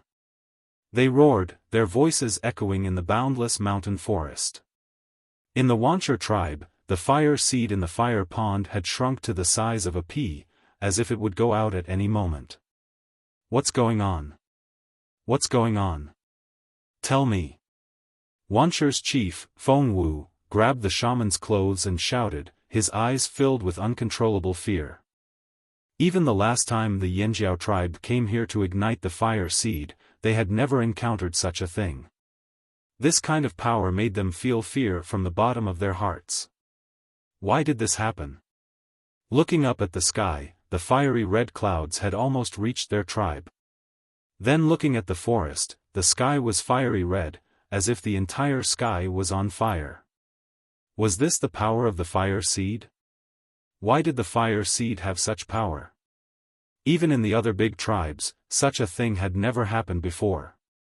The young Wuxia shaman, who was being carried by Fengwu, did not answer because he was also shocked. He had felt uneasy and thought that something would happen, but he did not expect such a shocking vision of heaven and earth. He couldn't help but think of a rumor he had heard in the desert. It was a rumor about the fire seed, about the ancestors of the slave masters. How could this be? He had racked his brains and used countless means to find the answer from the slave owners, but he had never succeeded. He had only touched a corner of it. But how did the Yanjiao people know? Where did they find the answer? The more the shaman thought about it, the colder his heart became. Their tribe was too close to the fire seed suppression. Even the warriors of the Wuxia tribe were affected mentally, let alone the fire seed. The aura between heaven and earth made them tremble, and their pores felt like they were about to explode. It was as if they were standing next to a fire pit in Yanjiao. The strong repulsion made them feel uncomfortable from the bones to the skin.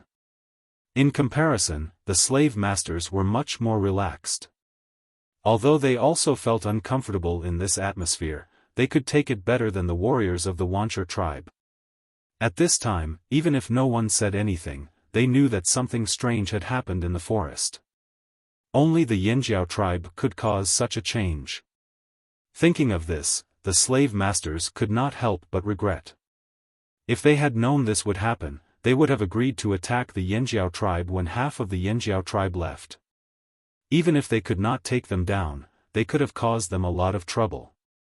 Perhaps the change would not have happened so quickly. At the same time, the fire seeds all over the continent were also changing to varying degrees. In the Mang tribe. On the bamboo mountain, the shaman of the Mang tribe looked in the direction of the fearsome beast forest with a puzzled expression. Shaman, what on earth happened? I feel a little uncomfortable. The chief of the Mang tribe had been feeling uneasy since the beginning. He thought about everything that had happened recently but could not find the reason. Not only the chief of the Mang tribe, but other people also felt it. The higher the level of the totem warriors, the more sensitive they were, the stronger this feeling was. It made them unable to sleep. The shaman of the Mang tribe looked in that direction and carefully sensed it. This aura is from the Yanjiao fire seed. The Yanjiao tribe? What happened to them? The chief of the Mang tribe was confused. 2 days ago, he heard that the Yanjiao tribe went to the desert and brought back many people. He did not know who those people were or what the Yanjiao people were doing. He had also guessed that the Yanjiao people might have brought many slaves from the desert, but according to the information he heard, those people did not seem to be slaves. Until now, they had not figured out the answer. I don't know either. But the Yanjiao fire seed is indeed changing greatly. This change is very strange. I have never heard of it. The shaman of the Mang tribe said in a serious voice. Such an unknown change made him extremely worried. The Yanjiao people were not stupid. They would not joke about the fire seed. The Yanjiao tribe had been quiet for 2 years, so they thought they would keep a low profile and live in the fearsome beast forest. According to the ancestral records, the Yanjiao people's golden age had passed 1,000 years ago. The Yinjiao people's golden age was long gone. Even though they had been in the limelight a few times, it did not change people's impression of them. The Yinjiao people had disappeared for nearly 1,000 years. It was said that the Yinjiao people did not even know how to make pottery. They were far behind them. In the bottom of their hearts, these big tribes had never really taken the Yinjiao seriously. They only saw them as a tool to control the Wanshe tribe. They had once felt sorry for the Yinjiao. After all, they had fallen from the peak. It was really sad. But more than that, they were glad that the peak Yinjiao was long gone. There was no strong Yinjiao, no arrogant and hot-tempered Yinjiao to compete with them. It was a blessing for these tribes to have one less competitor. But now, the shaman of the Mang tribe's eyelids kept twitching. Something unexpected was happening, but they did not know what was going on. In other tribes, the situation was similar to the Mang tribe. No matter if it was the ordinary warriors or the shamans in the tribe, they all had a strange feeling, especially the shamans of each tribe. They were very sensitive to the changes of the fire seed, and the unknown changes made them anxious. Even in the Rain tribe, which was far away from the fearsome beast forest, Yang Sui also felt the changes on the other side of the continent. Maybe because of the distance, the feeling was not strong. But with his ability, he could tell which tribe the fire seed belonged to. He had felt the same feeling in the old land of Yinjiao. Has it started? Yang Sui walked to the fire pit of the Rain tribe and looked at the swaying flames. The change had begun.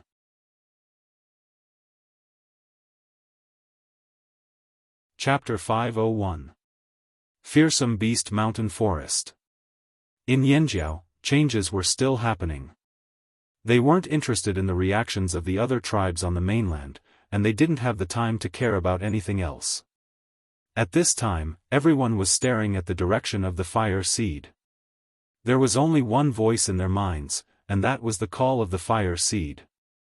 The two shamans controlled their power according to the method compiled in their ancestors' notes to control the changes in the fire seed. However, even though they were working together, they were exhausted after persisting for so long. Some of the ancestors' notes after Qi had recorded some possible situations when fusing the fire seed, as well as various deduced solutions. However, at this time, the two shamans were hesitant.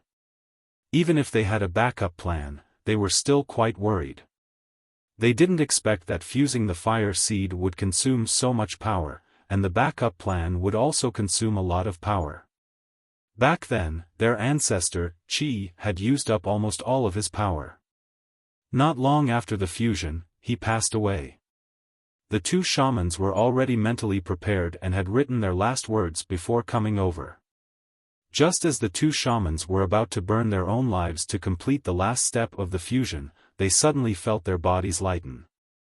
The gap that they couldn't fill was suddenly filled. The two shamans looked over in shock and saw Xiaofan standing there next to the fire pit.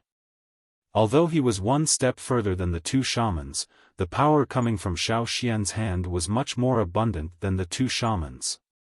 Outside the azure flames, there was a layer of fiery red flame flowing from Xiaofan's hand to the flames in the fire pit. In fact, Xiaofan didn't expect this either. His actions just now weren't under his control. He had already stretched out his hand without realizing it. The power of the ancestor? Xiaofan lowered his head and looked at the 6 bone ornaments hanging in front of his chest. The flames on the ornaments hadn't stopped and were still moving forward. In Xiaofan's mind, the outer cover of the totemic flames was shining with a white light. The totemic flames inside the cover were burning fiercely, and it was unprecedentedly active. At the same time, the giant flaming saber above the fire pit that seemed to connect heaven and earth began to retract, just like the scene just now. The only difference was that the thick clouds in the sky still maintained the fiery red color. The giant blade that connected the heaven and the earth shrank into a floating flame, which was twice as big as the previous flame. If it was still in the fire pit, it would definitely overflow because the fire pit could no longer contain it. But soon, the flame began to shrink, as if it was condensed. The smaller it was, the brighter it became. When it finally shrunk to the size of a soccer ball, it suddenly emitted a dazzling light. Then, countless sparks shot out from it. It seemed to have no pattern, but if one looked closely, they would find that the sparks that shot out from the air were all aimed at one person with incomparable precision. Xiaofan was the first to feel this change. He felt a bright light fuse into his body and enter the totem flame in his mind. The totem flame in his body soared, expanded, and shone even brighter. Surging power surged within his body, swimming through his meridians and blood. Excited, the totem flame in his mind seemed to have been added with new firewood, as if a barrel of oil had been poured into it, burning fiercely.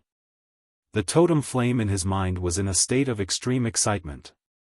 If the totem power in his body was like a rolling river in the past, now it was like a vast ocean. This was not a simple change, but a qualitative and quantitative change. The abundant power was boiling in his body, as if steam was erupting from his pores. The airflow around his body was swirling and vibrating, as if countless blades were shooting out from his body. In the windless night, his sleeves and trousers were swaying, and the sound of animal skins or linen being cut could be heard incessantly. The reason why everyone was not required to wear the sacrificial animal clothing was that they considered the changes that might occur during the fusion. Where his feet were pressed against the ground, it seemed that there was a burst of air erupting from there, like layers of waves. The weeds on the ground were shattered, and drifted away with the debris and dust. Xiaofan could hear the sound of his blood flowing in his body, and the strong beating of his heart. The power of the fire seed merged under his skin, seeped into his bones, and flowed into his blood. His body was strengthened, and when he mobilized his totem power, the totem power flowing in his body became more condensed and wider. The power in his body changed from being passive when the fire seed was fused into his body, and gradually returned to his control, controlling the changes that would follow. The atmosphere was very intimate, and Xiaofan could see countless flames scattered around in his special vision. It was like seeing delicious food after a starving meal, and Xiaofan could not wait to absorb these flames. The fire seed had already been dispersed into every Yanjiao's body, and these flames were absorbed along with the fire seed. The more flames he absorbed, the stronger the fire seed in his body. Xiaofan could clearly feel these changes, just like during the sacrificial ceremony, when everyone absorbed the scattered flames during the flying flame stage. However, after observing the others, Xiaofan found that this was different from the sacrificial ceremony. The amount of flames he absorbed had nothing to do with the distance from the fire pit. Some people standing at the back even absorbed more than those standing at the front. This change might be related to talent and strength. Everyone had the same fire seed in their body, but their strength might not be the same in the future. Talent, and how much effort they put in, would all make the final result different. How far they could develop, and whether they could make the fire seed in their body stronger, depended on the individual. In the past, he had always thought that the stronger the fire seed, the stronger the person would be. But now that he had truly fused with the fire seed, Xiaofan found that this was not the case. The stronger the person, the stronger the fire seed. In the days to come, these changes would continue. Where did the dissipated power of the fire seed go? If it still existed between heaven and earth, then they would be able to capture the scattered power again. Perhaps this was what people had always wondered, the growth of the fire seed. At the same time, Xiaofan noticed another very obvious change. The totemic patterns on the surface of his body had become wider and wider, and the color had changed. The totemic patterns on the people from the old haunt were originally darker, but for those who had fused with the fire seed, their totemic patterns were a brighter lava color. Xiaofan's totemic patterns were even brighter than theirs. But now, the totemic patterns on everyone's body had changed. It wasn't as dark as the former, nor was it as bright as the latter. Instead, it was a deep purplish black, but it wasn't a pure color. If one were to look closely, they would discover that the patterns were like a layer that covered the flames, blocking out the light. After the complete fusion, the changes in the totemic patterns were more restrained, but they gave off a more dangerous feeling. This was because the totemic patterns were more suitable for the forest. When they covered the entire body, it was more like a hidden protective color. Like the stripes on a beast, like the evolution of a species' survival. The fire in the fire pit that lit up the forest gradually dimmed. The floating flames had disappeared. The fire seed would no longer burn in the fire pit. Seeing such a fire pond, many people felt a sense of loss. But very quickly, they became excited again. They could feel the changes in their bodies. It would make them stronger, and it would also make them live longer. Zheng Luo and the others felt it the most, their eyes burning with passion. From now on, they would no longer be called sick, no longer short-lived ghosts. They could fight for longer in the forest. Their battles would not end here. The flames and the clouds in the sky gradually weakened, and everything on the ground returned to darkness. Looking at the fire pit that no longer had any light, the shamaness knelt and kowtowed. The others followed suit, using the tribe's highest ceremony to pay tribute to the departing fire seed. From now on, they would usher in a new era. This day would leave a deep mark in Yanjiao's history. This day would be marked as Yanjiao's Memorial Day for the fire seed. Every year on this day, a ceremony would be held to commemorate the fire seed's change. This was the most important day after the ceremony at the beginning of each year. Yanjiao will return to its peak. The glory they had lost would be reclaimed. As for the Yanjiao wanderers who left, when they abandoned the Yanjiao tribe, they lost their chance to rejoin the fire seed. The changes in Yanjiao were naturally felt by the shamans of each tribe. How could this be? The shaman of the Mang tribe was shocked. He lost his composure. What's wrong? What happened to the Yanjiao tribe? The chief of the Mang tribe asked quickly. Although he could feel the changes, he did not have the sensitivity of the shaman. The flaming horn's fire seed has disappeared. The Mang shaman's voice was shaking. He was shocked to the core. Disappeared? How is that possible? The chief of the Mang tribe almost jumped in shock. Yes, how was that possible? No matter how useless the Yanjiao tribe was, it was impossible for their fire seed to be extinguished so quickly. Moreover, the changes just now did not seem like the fire seed was extinguished. The chief of the Mang tribe felt that it was impossible. No, it's not really gone. It's still here, but it exists in a different way. The shaman's voice was almost inaudible. He was deep in thought. Not only the shamans of the Mang tribe, but the other tribes were also shocked. However, the shamans of these tribes were not the only ones who were shocked. In the desert, in the expanded Rock Hill city, a similar conversation was taking place. Did you feel it? The fire seed is abnormal. Yes, they have found a way to rejoin the fire seed. If they were only suspicious when they heard the news from the Yanjiao tribe, now they were 100% sure. The Yanjiao tribe is really a magical tribe. Shi Shu looked in the direction of the Flaming Horns tribe, but quickly shifted his line of sight to the other side, in the direction of the sea. The world will change. What we can do is to gain more bargaining chips before it changes, said a voice whose age could not be determined.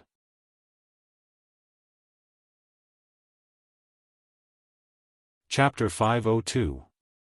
The fusion of the fire seed required time to get used to it, to fully absorb the energy that was not fully absorbed. Hence, in the next 2 days, the tribe was much quieter. Other than the warriors on patrol duty, everyone else stayed in their own houses to continue the fusion process. Xiao Xian did not know how much the others had changed, but he knew his own and Old Ku's changes. These 2 days, Old Ku seemed to have nowhere to vent his energy. He could spend the whole night in the stone house, and the next day, he would cook meat soup and roast beast legs. In the past, Old Ku had to use crutches to move around, and Caesar had to carry him if he wanted to walk further. Now, Old Ku threw away his crutches and jumped around the house, jumping around energetically. Xiaofan was worried that Old Ku would get tired from jumping around, but Old Ku enjoyed it. "This is really good, don't you believe me? If you don't believe me, I'll show you every day. You look much more energetic now, you look radiant." Xiaofan smiled. Xiaofan was not trying to flatter him. Old Ku used to have more white hair, but now he had more black hair, and only a small part of his hair was white. If he took good care of his hair, Xiaofan was not sure if his hair would turn completely black one day. The smile on Old Ku's face started to pile up. After the fusion of the fire seed, Old Ku had changed a lot. In the past, Old Ku's health was not good. He had lost a leg while hunting, and later, he made a living by making stone tools. His life was not good, and he was sick. Although Xiaofan had been collecting herbs for him to recover, it was not as obvious as the fusion of the fire seed. The others did not change as much as Old Ku. No matter what, a good change was always gratifying. After breakfast, Xiaofan went out and bumped into Duo Kong and the others. Duo Kong and Guang Yi were talking about totemic patterns. "I still have a lot of colored mud. I didn't expect that after the complete fusion of the fire seed, I wouldn't need to use it at all. In the future, I won't need to use it when I hunt." Although there was one less problem, Duo Kong still couldn't get used to it. He packed his things and prepared for the hunt the day after tomorrow. He kept feeling like something was missing. But they had to get used to it. Although the totem runes were not as bright as before, they knew that these runes were the most suitable for hunting among the 3 runes. Before Guang Yi could say anything, Duo Kong continued, "Actually, after a while, it's pretty good. I heard that this entire forest is ours. In the future, we won't have to worry about intruding into other people's territory. We can hunt freely, ha ha ha." Guang Yi shook his head, ignoring the overly excited Duo Kong. He clasped his hands behind his back and planned to find someone else to spar with. He hadn't moved for 2 days, his hands were itchy. They had to wait until the day after tomorrow to go hunting. Xiaofan walked around to see how everyone was adapting. Without the fire seed, the people of the old haunt felt a bit strange. They gazed at the fire pit without any light from afar with a disappointed and frustrated expression. They felt that without the fire seed, it was as if they had lost their roots. But in order to walk towards a brighter future, this change had to be made. Plus, people were the foundation of the tribe. As long as the people were there, the hearts were there. Everything was there, no matter where they lived in the future. After walking for a while, Xiaofan walked towards the fields. When they came back from the other side of the sea, they brought back many seeds. They were all good seeds given to them by Ji Ju. In the past, Xiaofan always thought that they only ate normal food. Later, he found out that many tribes, especially the bigger ones, had some precious seeds. However, they protected them very tightly, as if they were afraid that others would find out. Even if they traded, they rarely took them out. Most of the seeds that the trading teams brought back were normal seeds. The food they grew was basically for the people in the tribe who hadn't awakened their totemic power. But now, the seeds they brought back were different. The ones in charge of planting were still Chi and the others. They were familiar with it. The people in charge of planting also learned from them. In the future, the tribe's fields would definitely expand. If they didn't learn quickly, they wouldn't have enough manpower. Seeing Xiaofan, Chi hurried over and bowed respectfully. She respected Xiaofan from the bottom of her heart. Without Xiaofan, they wouldn't have been able to come to the old haunt. "Grand Elder! Grand Elder!" The others hurried over. In the past, Xiaofan was the only elder. Now, he was the Grand Elder. Although he was still the only elder, it wouldn't be long before there would be more elders in the tribe. The two shamans had already discussed that after training Guizhe, they would step down. After all, there would always be conflicts between the two shamans. Not to mention their views, they would often quarrel over how they addressed each other. Sometimes, when they heard people call them shaman, they would respond and misunderstand each other. The old lady wanted the old man to change the way he addressed her. The male shaman on the other side of the sea was called Wu. She wanted the old man to just call her Wu. Unfortunately, the old man refused. Why should he change the way he addressed her? It's a name passed down from our ancestors. Why did he have to learn from the slave masters? He wouldn't change it. The old lady was so angry that she almost hit him with her cane. Other than these small conflicts, they felt that at their age, they were lucky to be able to live for a few more years with the fire seed fusion. It was time for them to step down. It was time for the young people to take up the mantle. The two of them would step down as elders. Ever since the fire seed fusion, Guizhe had inherited the power of inheritance and was valued by the old lady. Perhaps it was because he had been learning from the shamans for a long time, or because he was talented. It was rare for the two shamans to have the same attitude in training their successors. Sometimes, they would disagree and quarrel. So now, Guizhe was running between the two sides. Today, he would learn from the old man, and tomorrow, he would go to the old lady. The pharmacy was handed over to other people. Xiaofan also went to help when he had time. He taught the new apprentices in the pharmacy. The alligator snapping turtle grew bigger. It ate and slept every day. Although it ate medicinal waste, it grew well.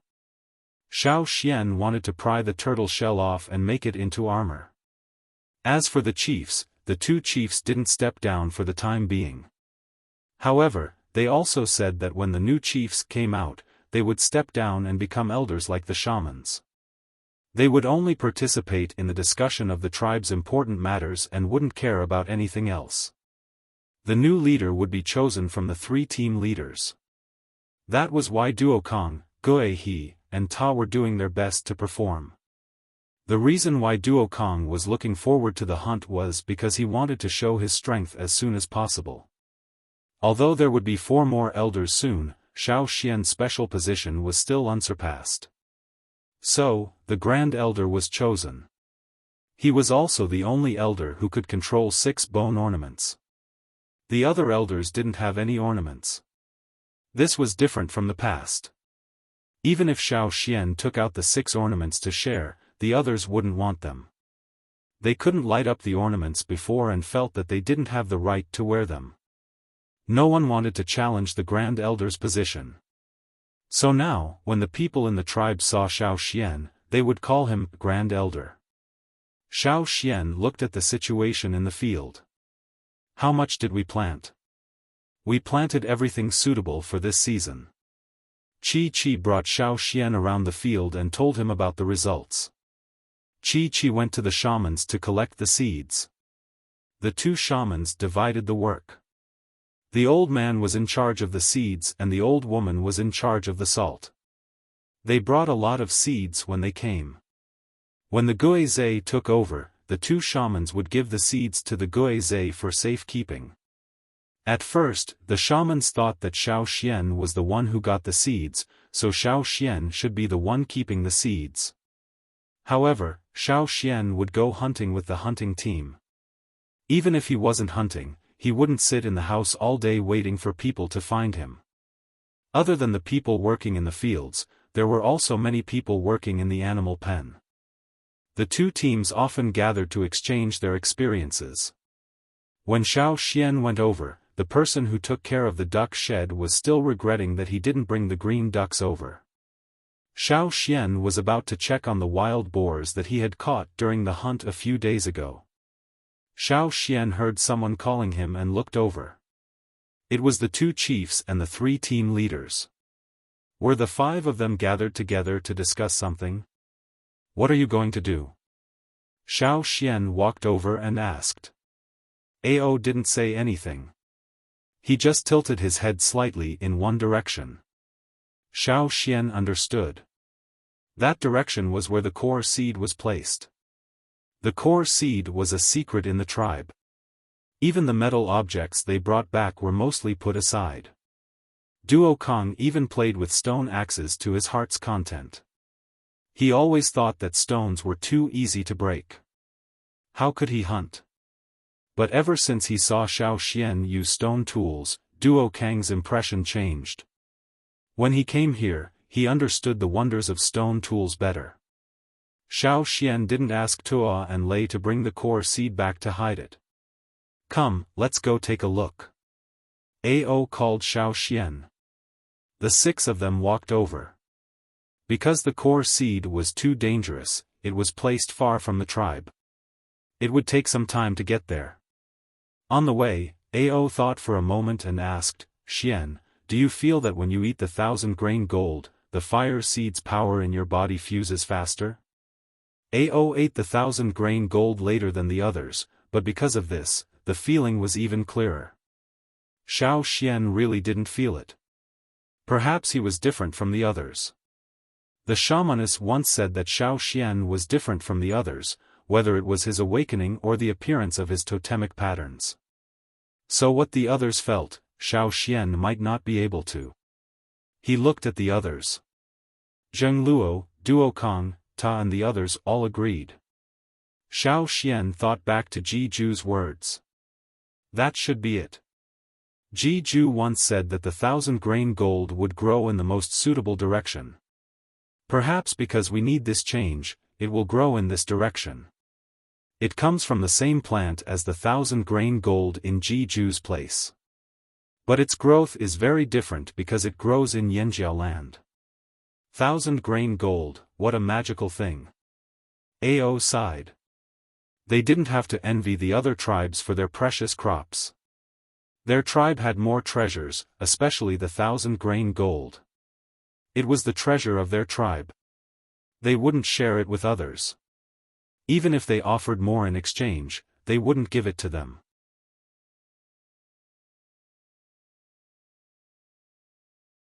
Chapter 503. Not long after leaving the tribe, Xiaofan saw the mountains where Cha used to rest. There were still scratches left by the eagle's claws on the mountain walls.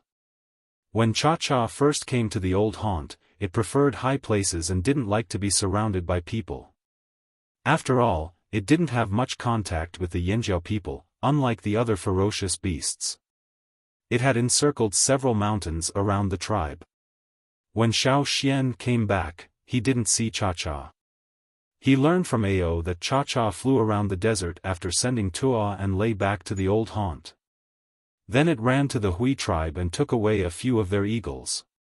However, the people of the Hui tribe also said that the giant mountain eagles were probably going to Eagle Mountain in a group, so Ao and the others were not too worried. They didn't know much about the giant mountain eagles, but Cha had been there once and had experience. Although they didn't know which path they were going to take, since they were all in a group, it should be safe. Not long after this winter, the traveling team of the Hui tribe from the grassland came to the ferocious beasts mountain forest. They also sent a message that several eagles of their tribe had returned, but they didn't see Cha. They didn't say much, as if they wanted to say something but stopped. Ao didn't think much about it because of the strange fire seed. They went to Eagle Mountain but didn't appear with the other eagles. Did they not leave Eagle Mountain? Or did they leave Eagle Mountain and go somewhere else? Xiaofan didn't know. When Xiaofan asked about it, Ao regretted it. After all, they didn't ask much at that time. The people of the Hui tribe didn't stay here for long and left with a message.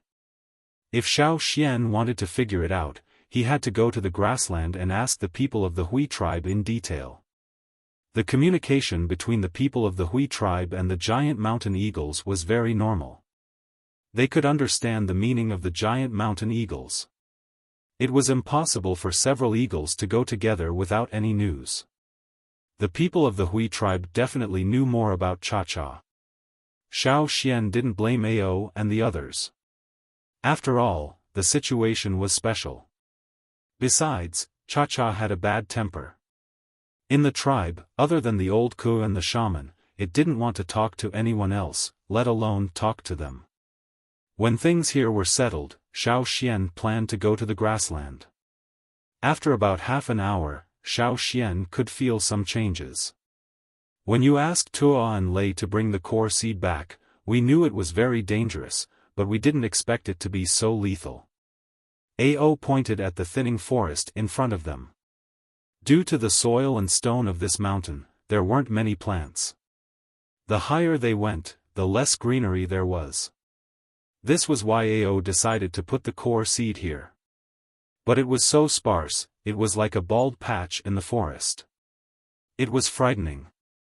There were not many plants here, and it was even rarer to see ferocious beasts on the mountain. Ao had been here many times. Occasionally, he could see 1 or 2 pheasants passing by below the mountainside. They did not live on this mountain, but came from other mountains. The core seed was placed on the mountain. There were originally some small caves, but we expanded them and put some good stones inside. Ao told Xiaofan everything in detail. Zheng Luo and Duo Kong listened on the side. Their faces were red, and they looked like they wanted to rush over immediately. It was obvious that they weren't calm at all. On the other side of the sea, the core seed was controlled by the slave masters. All the bronze wares they had were bought from the slave masters or traded with merchants. They had never seen the core seed before. They didn't even know about the core seed, only vaguely aware of it. However, they thought it was too far away, so they didn't pay much attention to it. They didn't expect there to be a core seed in the old haunt. With the core seed, will we be able to make more gold wares? Duo Kong rubbed his hands in anticipation.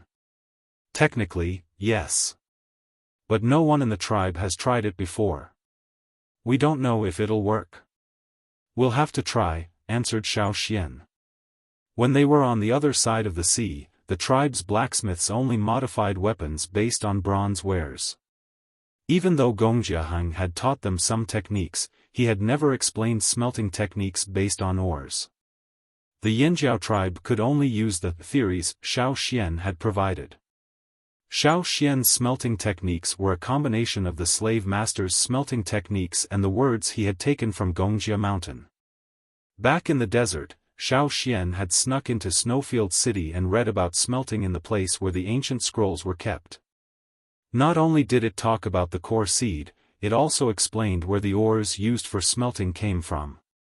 It also mentioned that the better the quality of the ores, the shorter the smelting time and the higher the metal content. Xiaofan had recorded the slave master's failures and their successes. As for the words he had taken from Gongjia Mountain, they were very useful too. For example, there was the method of observing qi, the ratio of different metals used in smelting weapons, and the ring diagrams left behind by the Yi family's ancestors. The others did not understand the Yi family's ring diagrams, so they did not read them. However, the techniques and experiences mentioned earlier made the 2 chiefs and the 3 team leaders' eyes light up. I've heard from the Gongjia family that there's a type of green-faced fanged beast whose blood is very useful in making weapons. The swords it makes can easily cut through stone, said Xiaofan. Really? The others looked at Xiaofan. I've heard about it. I've never seen it with my own eyes. What does the green-faced fanged beast look like? We can't let it go when we hunt in the future, asked Zheng Luo impatiently. The metal wares they used were not the best. Most of the metal wares they used were not even as good as the high-quality stone wares in the old haunt. However, whether it was the metal wares they used or the stone wares used in the old haunt, they all had many shortcomings. However, if these shortcomings could be improved, they would be able to make better metal wares, which would make it easier for them to hunt and more confident, which would be very satisfying. According to Heng, the green-faced fanged beast isn't big. It has a green face and thick skin. It has hooves but no horns and 2 long fangs. It often jumps around the mountains and looks very fierce. It's also very aggressive and often attacks other beasts. It's a herbivorous beast. As Xiaofan spoke, the 5 of them did the same thing at the same time. They searched for animal skins or cloth to write down. Duokong found a piece of cloth but did not bring a pen or paint. He scratched his head and said to Zheng Luo, "Boss, I'll copy after you write it down." Zheng Luo looked up at him but did not speak. "Don't worry, there's no rush.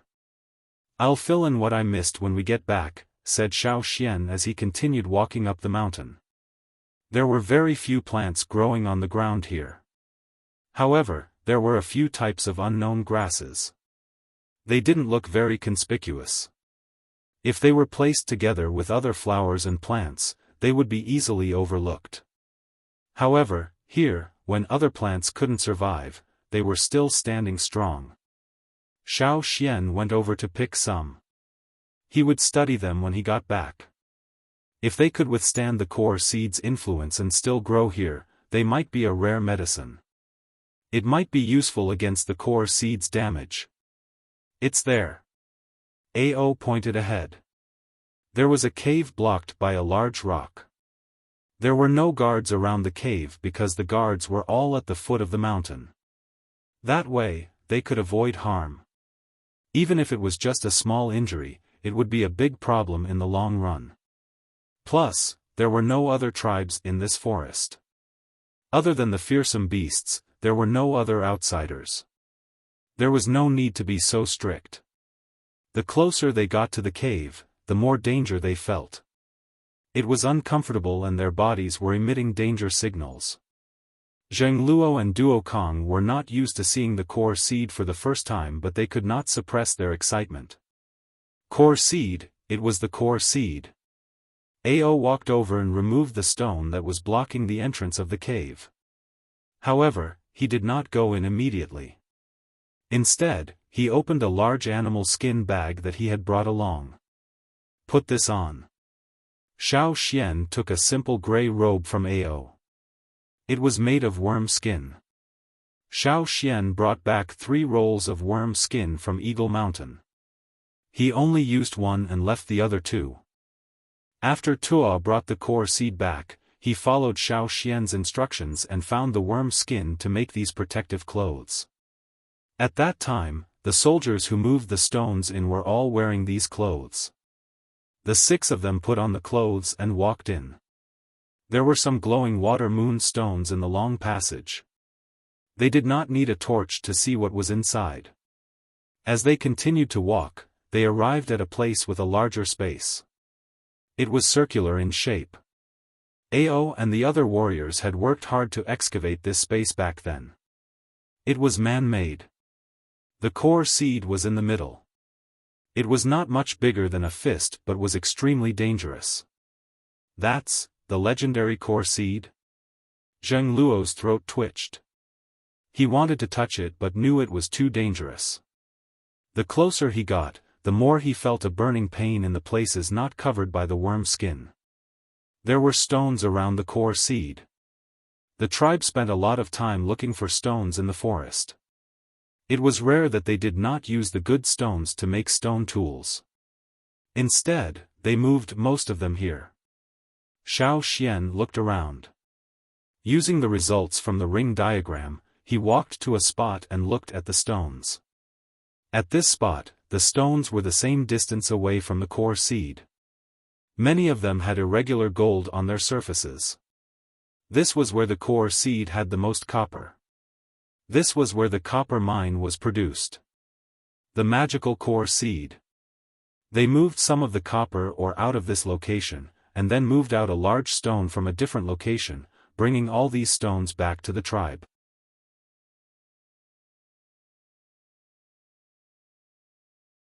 Chapter 504.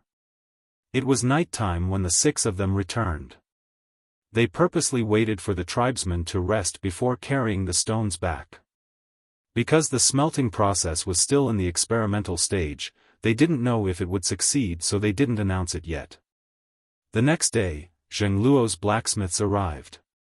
According to the slave master's requirements, they were just regular blacksmiths, but to the tribesmen, they were masters, so everyone called them Master XX.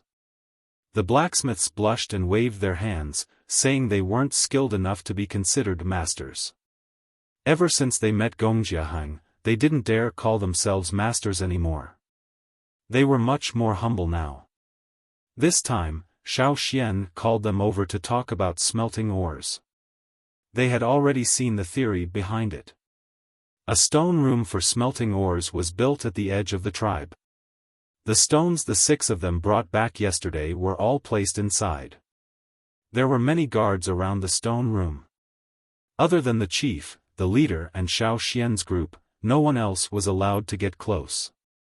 Xiaofan brought the blacksmiths over so the guards could recognize them. Zheng Luo's people aside, the people here weren't familiar with the blacksmiths. From now on, the 5 of them will be the blacksmiths here. They can enter the stone room freely, Xiaofan said to the guards. After carefully memorizing the faces, voices and other characteristics of the 5 people, the guard nodded. They were assigned to such an important task, of course they had to treat it seriously. Ores, they wanted to have ores too. They had to prepare a smelting furnace, charcoal and other ores to be used as catalysts. These things were used for a few days, so when Duo Kong and the rest went out to hunt, they didn't see the stone room open.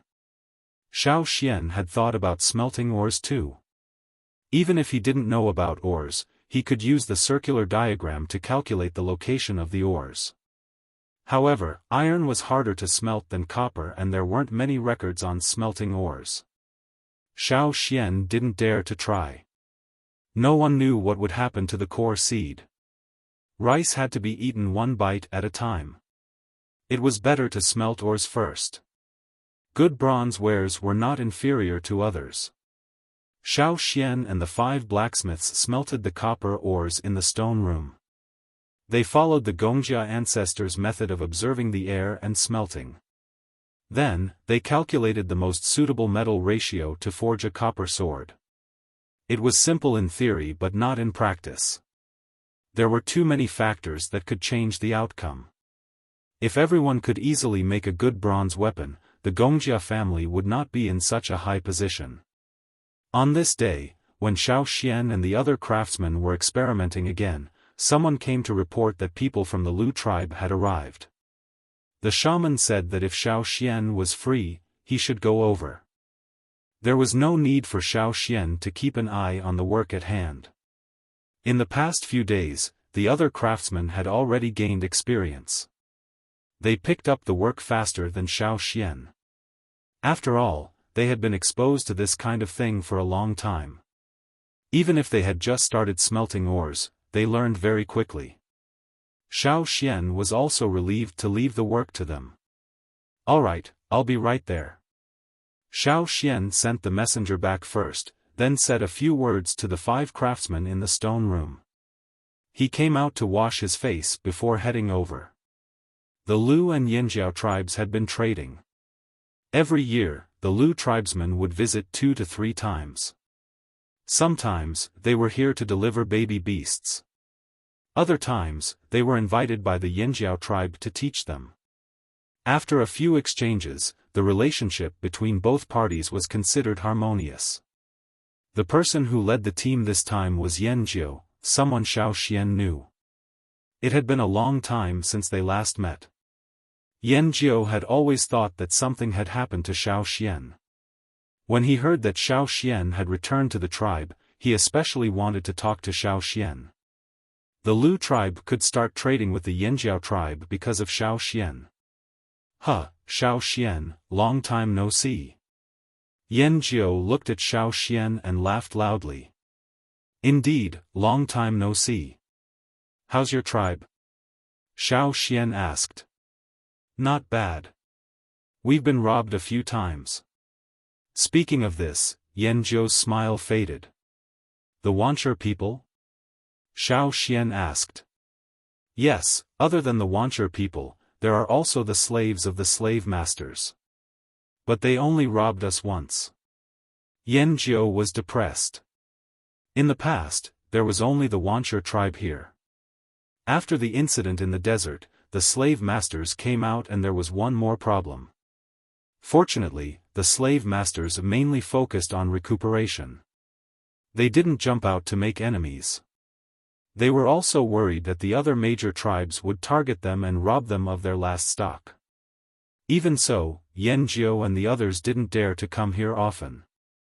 It wasn't easy to come to the Yanjiao tribe. The Lu tribe didn't bring many things each time they came here. The Yanjiao tribe didn't trade large amounts of adult animals from them anymore.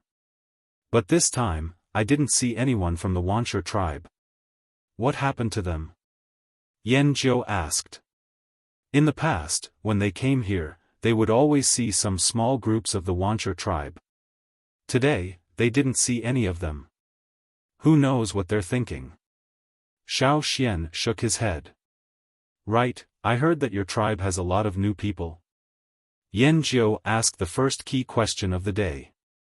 Yes, they were separated from the previous tribe. Now they're back. Which tribe lost more than 4,000 people at once? Yanjiao thought Xiaofan didn't want to answer, so he asked another question. What happened to your tribe a few days ago? Why do I feel that the fire seed of your tribe seems? Yanjiao didn't want to say the word, gone. After all, for the tribesmen, such words were like curses. It was very unfriendly.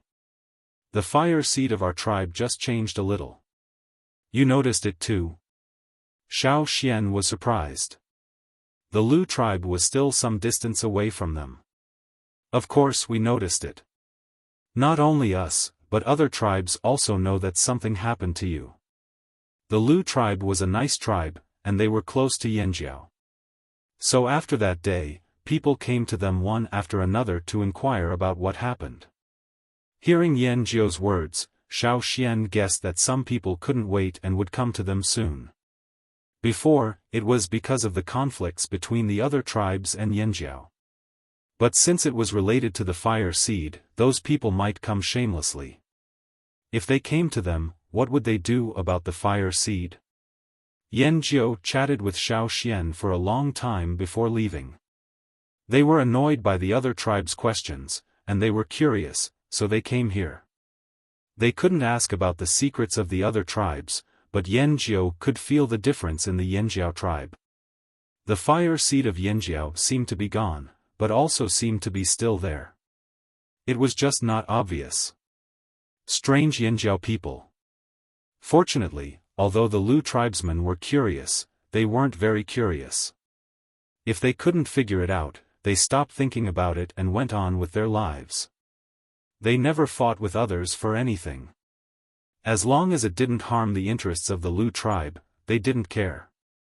After Yanjiao left with his people, Xiaofan went to the two shamans to discuss the fire seed. They discussed how to answer if those people came to them. The Yanjiao tribe could close their doors and not see anyone, but those people wouldn't give up easily. They might even use all kinds of tricks. It wasn't that they were afraid of them, but they had to be prepared. They didn't want to panic when something happened. The tribe was big, and many things had to be arranged in advance. However, the Wuxia tribe and the slave masters who escaped from the desert were indeed a big trouble. After all, they were close to here and had bad intentions. This nail had to be pulled out as soon as possible. Xiaofan touched the knife in his hand and thought. Xiaofan wasn't the only one who thought this way. The two chiefs had discussed it many times in private. It was just that Zheng Luo's people had just arrived and weren't used to it yet. Plus, they had merged with the fire seed, so they might not be in their best fighting condition. They just needed time. After going out to hunt once or twice and practicing more, they might be able to adjust their condition. At that time, the complete Yanjiao tribe, the new Yanjiao tribe, would be tested on the Wuxia tribe and the slave masters. A few days later, the first batch of hunters who went out to hunt after the merging of the fire seed returned. Looking at them, they adapted well and brought back a lot of prey. The results were good. Duo Kong didn't care about that. He was competing with Gigu and Ta, but this time, he didn't pay attention to how much prey they brought back. Instead, he paid attention to the green-faced fanged beast Xiaofan mentioned before. When Xiaofan saw the prey the three team leaders brought back, his facial muscles twitched uncontrollably. There were all sorts of strange-looking sheep, deer, cows and so on. But none of them matched the characteristics of the green-faced fanged beast. In other people's eyes, the three team leaders really had unique hobbies. Xiaofan, these aren't the same? Duo Kong asked expectantly. According to the description, none of them fit the description, said Xiaofan helplessly. The three team leaders showed obvious disappointment in their eyes. Duo Kong thought for a moment, then asked, can it only be the green-faced fanged beast? Can't it be other red-faced fanged beasts or white-faced fanged beasts? Actually, there are other fearsome beasts that can do it, but those are the Wuxia family's secret techniques. I've never seen them before and they might not be as effective as the green-faced fanged beast. However, there is one that can beat the green-faced fanged beast. I've seen it before. What is it? The three team leaders craned their necks like chickens waiting to be slaughtered. Stone worms, said Xiaofan. That's easy. Ta grinned. Anything above the fearsome beast level, continued Xiaofan. Ta fell silent. They had never seen fearsome beast level stone worms before. Even if they did, they wouldn't emerge from the ground. They couldn't possibly dig into the ground to look for them, could they? The worms would probably run away before they could dig anything up. It would be extremely difficult. As for king-level beasts, Zheng Luo and the rest didn't dare to take the risk. Wouldn't that be suicide? Then let's look for the green-faced fanged beast. I don't believe we can't find one in this entire forest. Duo Kong didn't look at the prey anymore. He ran towards the smelting room. Gigu and Ta followed suit. They were equally anxious. To them, metal was a new experience. Watching them leave, Xiaofan pondered. There were no green-faced fanged beasts or stone worms. Were there any other suitable fearsome beasts? The Wuxia ancestors couldn't have tried every type, right?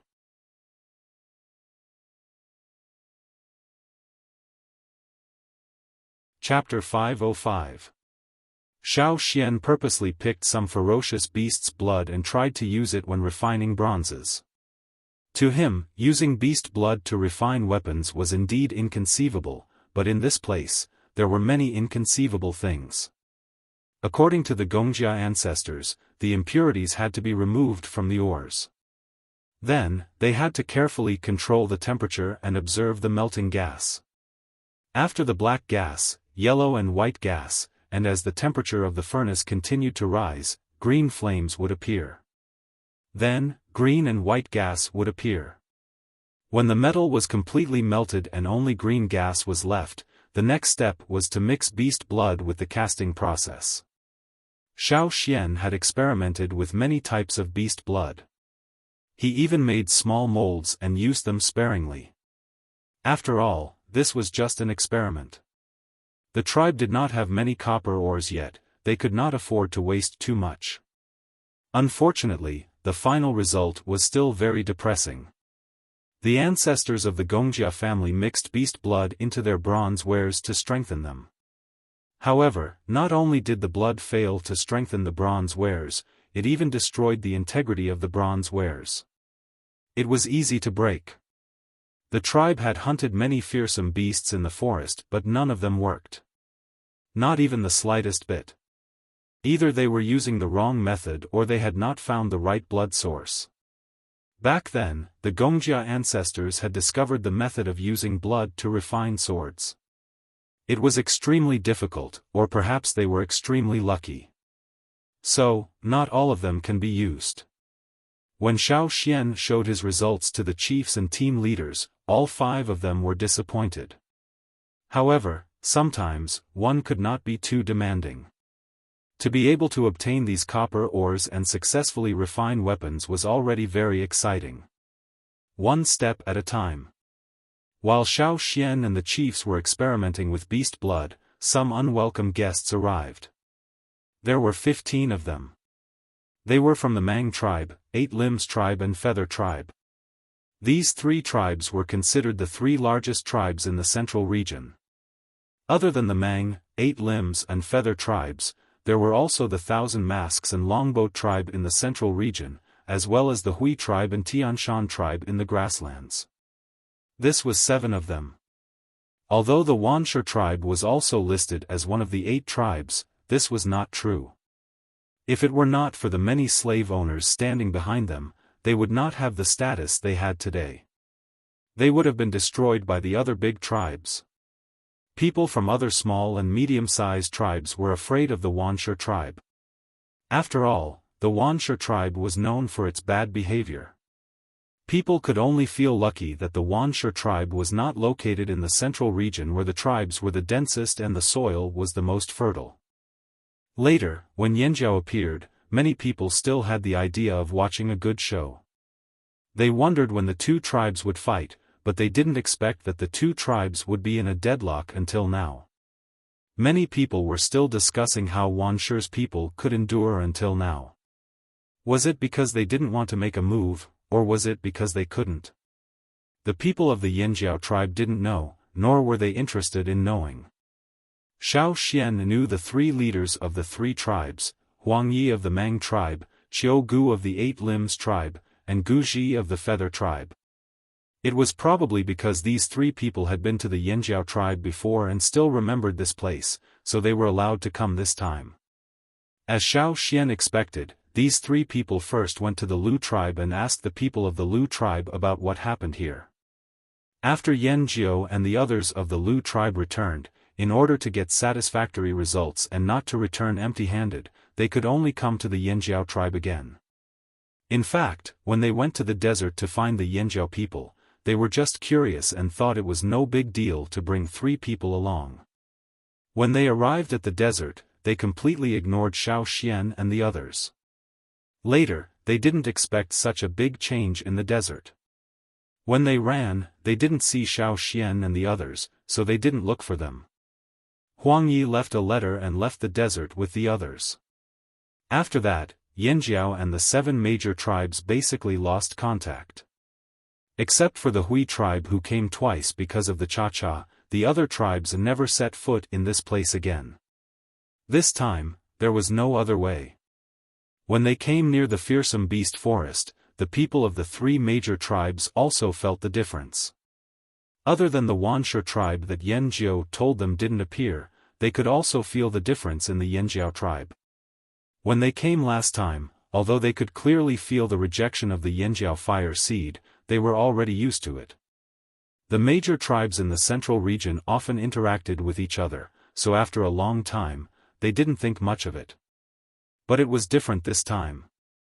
The rejection of the fire seed was very small, or even non-existent, but they still felt uncomfortable all over. It was even worse than the last time they came. Is it really because of the fire seed? Huang Yi thought about what their shaman said. Was the fire seed of the Yanjiao tribe really gone?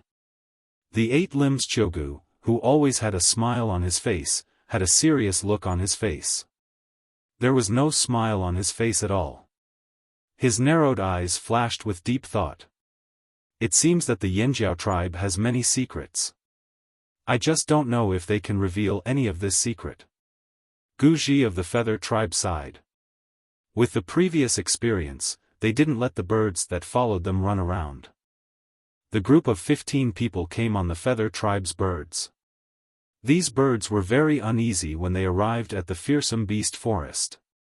If it weren't for the Feather tribe's people trying their best to calm them down, they would have flown away long ago. Birds that were used to other places in the central region might not be able to adapt to the atmosphere here. More importantly, the people hiding in the forest didn't like them. These birds could feel the other party's attitude. The patrolling soldiers received the order and reluctantly led these people into the tribe. In the past, they really wanted to interact with these people more, especially when they first came to the old haunt. They were curious about people and things, and wanted to get to know more people from other tribes. Unfortunately, these people didn't seem very enthusiastic. Plus, after what happened in the desert, the soldiers didn't smile at them. They were even on guard. This time, the 15 people who entered the Yanjiao tribe didn't have as much freedom as last time. They were watched along the way. They were led directly to the stone house where they would meet the guests. Although they couldn't see what the other places were like, Huang Yi and the others noticed that there were many more houses here. They were more densely packed, and the arrangement of the houses wasn't messy either. It was as if they had been specially planned. It didn't seem like a disaster had happened in the Yanjiao tribe. Most people were in a good mood.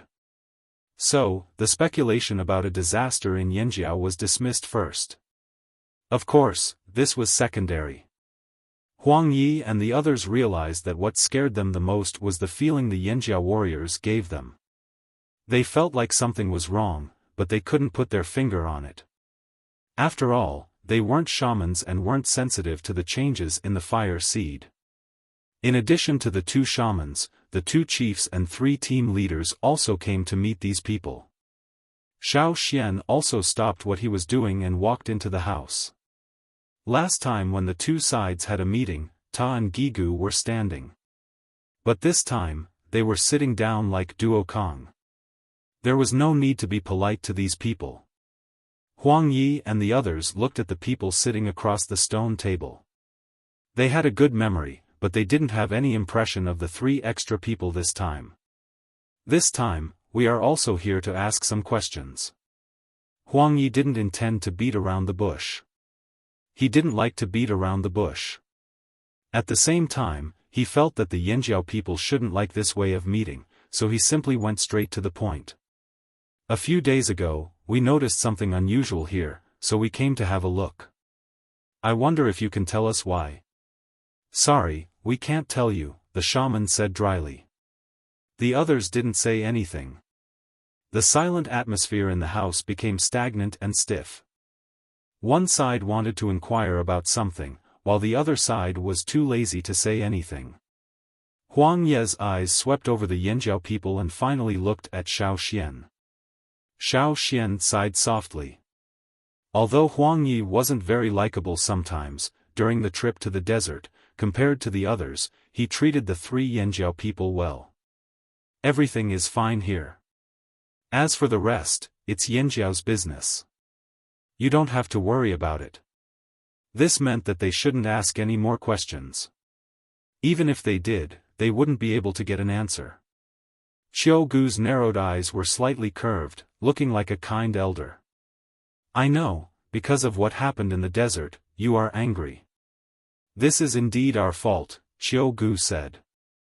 If you know it's wrong, why didn't you come earlier? Where have you been for the past 2 years? Did you just focus on robbing the desert?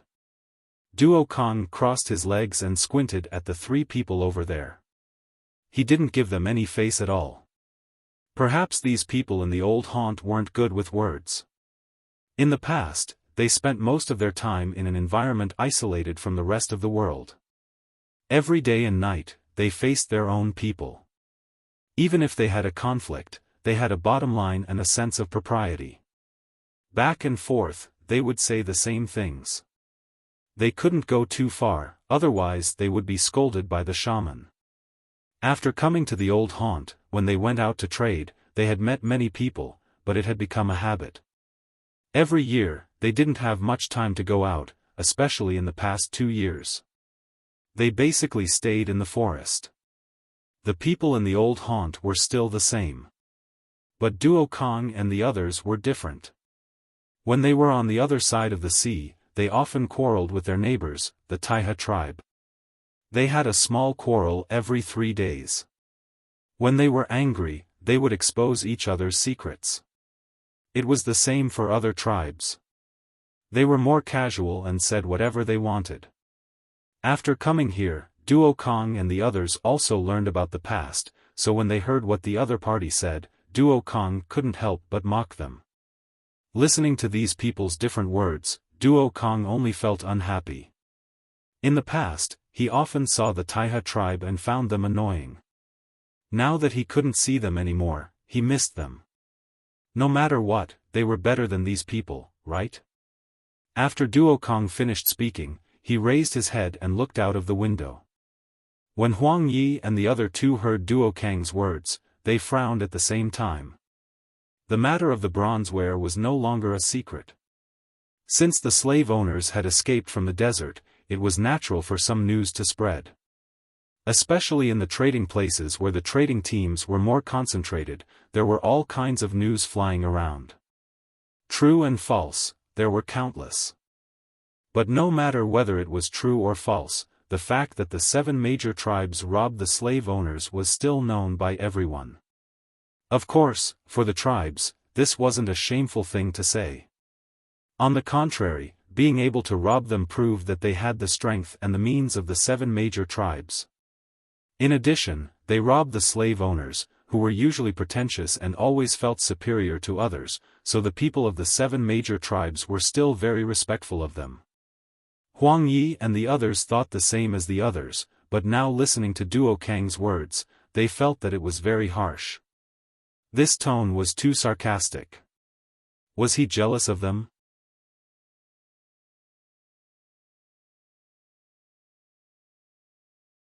Chapter 506.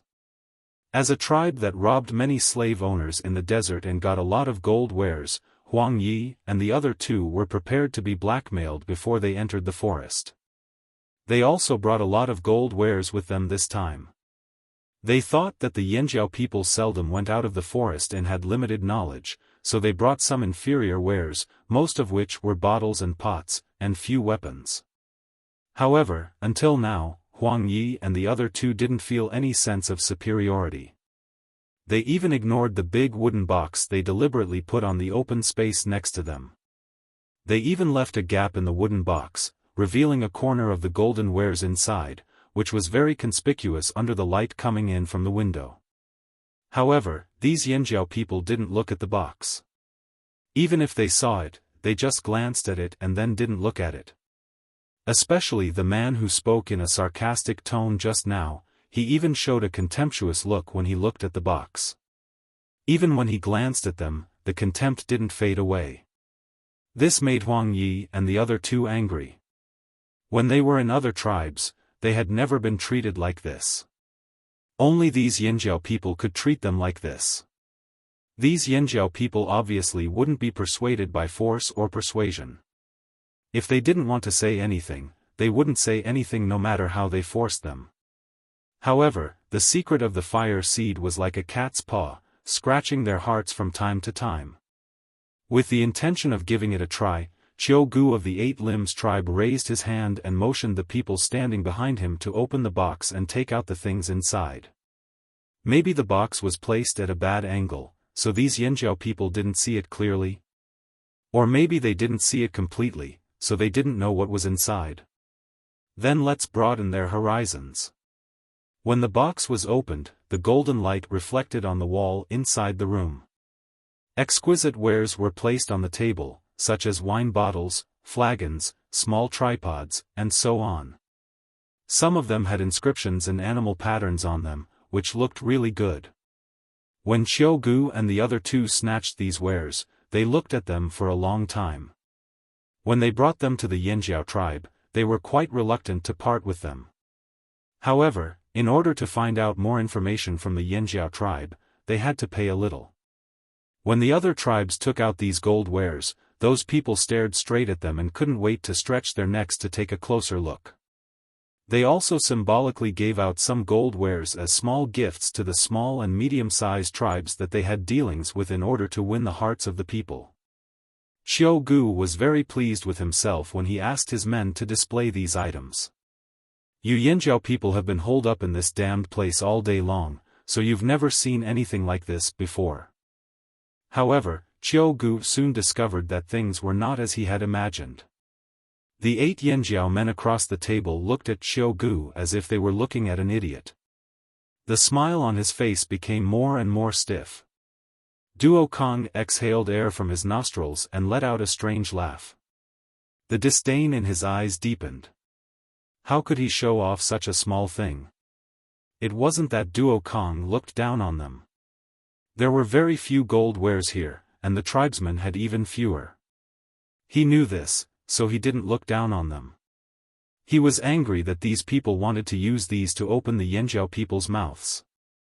These people must have gotten a lot of good things in the desert in the past 2 years. Knives, swords, spears, axes, armors, and the like. They must have gotten some, but what were these things on display? Things to eat, drink, and play with. Even when they were in the city, they wouldn't trade things for them. To them, these things were impractical. The slave masters could be extravagant, but they weren't to that extent. These things were just decorations. They couldn't be used to hunt or kill people, so what was the use of them? These people kept all the good things for themselves, and the things they displayed were all empty. Who were they trying to fool? Did they think that the Yanjiao people were as gullible as everyone else? The Feather Tribe's Guji, who had been sitting silently on the side, had been observing the Yanjiao people's expressions. When he saw the 8 Yanjiao people's expressions, his pupils suddenly shrank. These Yanjiao people didn't seem to be strangers to gold wares. Realizing that something was wrong, the 3 of them pondered over the reason and thought of a possibility at the same time. Could it be that those rumored people who came out of the desert were actually arranged there by the Yanjiao tribe? They just waited for the desert to become chaotic and then robbed the slave masters of their belongings? They thought they were a bunch of barbarians, but they didn't expect them to be so scheming. Sure enough, they were wrong about this group of people. Huang Yi and the other 2 people's thoughts raced at the same time. Their thoughts were like a runaway camel, running all over the desert in the face of a storm. How many things did the Yanjiao people get from the desert? No, that wasn't the point. What had happened to the fire seed of the Yanjiao people? They always felt that the Yanjiao tribe seemed to have more and more secrets. At this time, the people from the 3 tribes were more or less regretful. If they had taken the time to come here, maybe they could have eased the tension between the 2 sides. Unfortunately, at that time, all of their attention was on the desert. They had miscalculated. For a moment, the stone house fell into an awkward silence again. But Huang Yi and the other 2 people didn't achieve their goal, so they wouldn't give up so easily. Since these gold wares couldn't move people, they would change it. We were blind. We didn't know Yanjiao was also taking action. We made a fool of ourselves. Xiao Gu gave a self-deprecating laugh, but he did not ask the others to put away these dazzling objects. Since he had already taken them out, he had no intention of putting them away. Although these gold objects were precious, as a large tribe, they had to have the generosity of a large tribe. They could pick up and let go, and could not haggle over every ounce like those small tribes. They would treat these as an apology. As far as we know, many slave masters escaped from the desert, and most of these slave masters are now in one place. Xiao Gu pointed in the direction of the Wuxia tribe. I know you've always wanted to get rid of that guy outside, but due to some reasons, you didn't do it. The so-called due to some reasons, Xiao Gu himself didn't know. He thought it should be that the Yanjiao people didn't have enough confidence, so they didn't start the war. But if he said it directly, the Yanjiao people would feel embarrassed, so he expressed it in a roundabout way. In fact, we didn't like the Wuxia people, but because of the slave masters behind them, we didn't do anything. Now the situation in the desert is settled, and the people behind the Wuxia tribe have all escaped. They are no longer a threat. Xiao Gu's eyes widened slightly, trying to look more sincere. Why don't we cooperate? What do you think? That's right. Gu Ji also said, the Feather Tribe is one of us. They also wanted to get rid of the Wuxia tribe and the slave masters who escaped, but they didn't have the time. Now they could use the power of Yanjiao to get rid of that trouble, and also ease the relationship with Yanjiao. It was indeed a good idea. The Mang tribe is one of us, Huang Yi said. They talked excitedly, but the Yanjiao people didn't say anything. After the other side finished speaking and stopped, Ao said, "We appreciate the three of your good intentions. We'd better solve the problem of the Wuxia tribe by ourselves." They didn't expect the Yanjiao people to refuse. Xiao Gu and the other two people didn't understand. Cooperation was a win-win situation.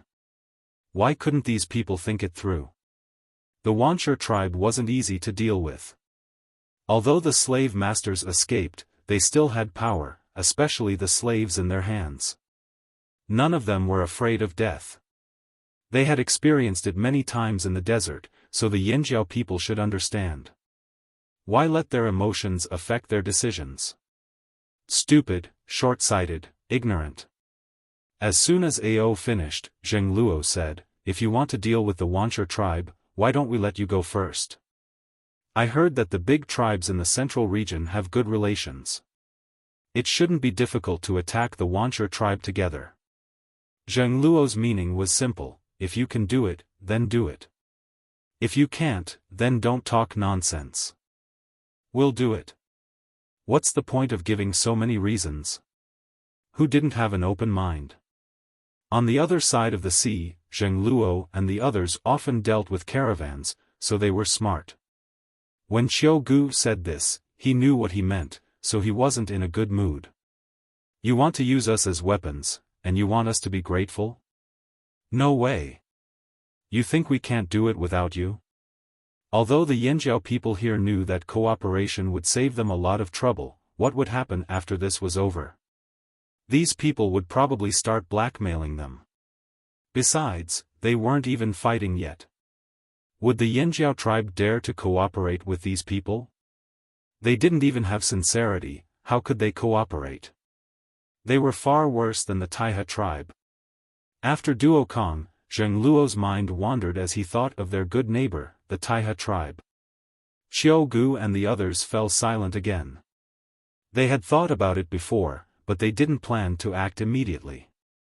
Although they had gained a lot in the desert 2 years ago, the tribe had also suffered losses and needed time to recover. If it wasn't for the Yanjiao fire seed, they wouldn't have proposed cooperation to attack the Wuxia tribe. Other than that, they weren't that determined to destroy the Wuxia tribe.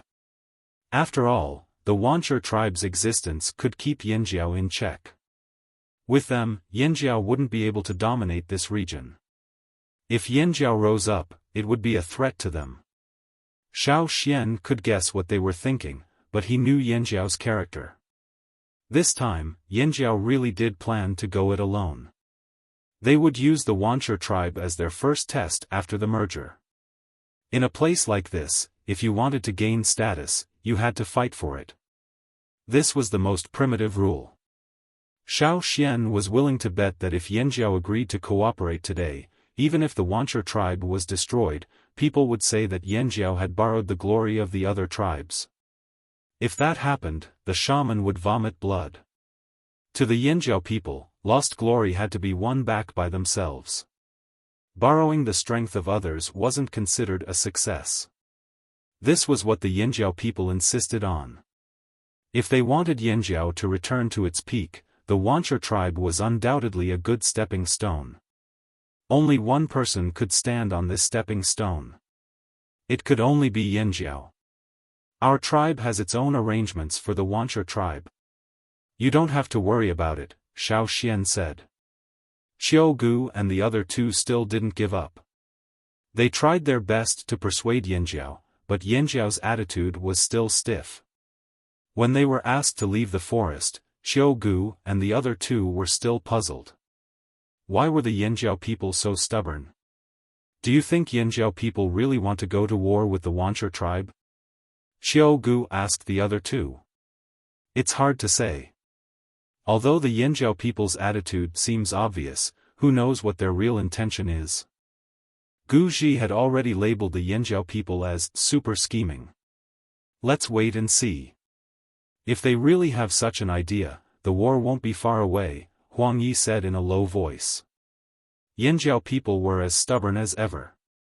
It was really a headache.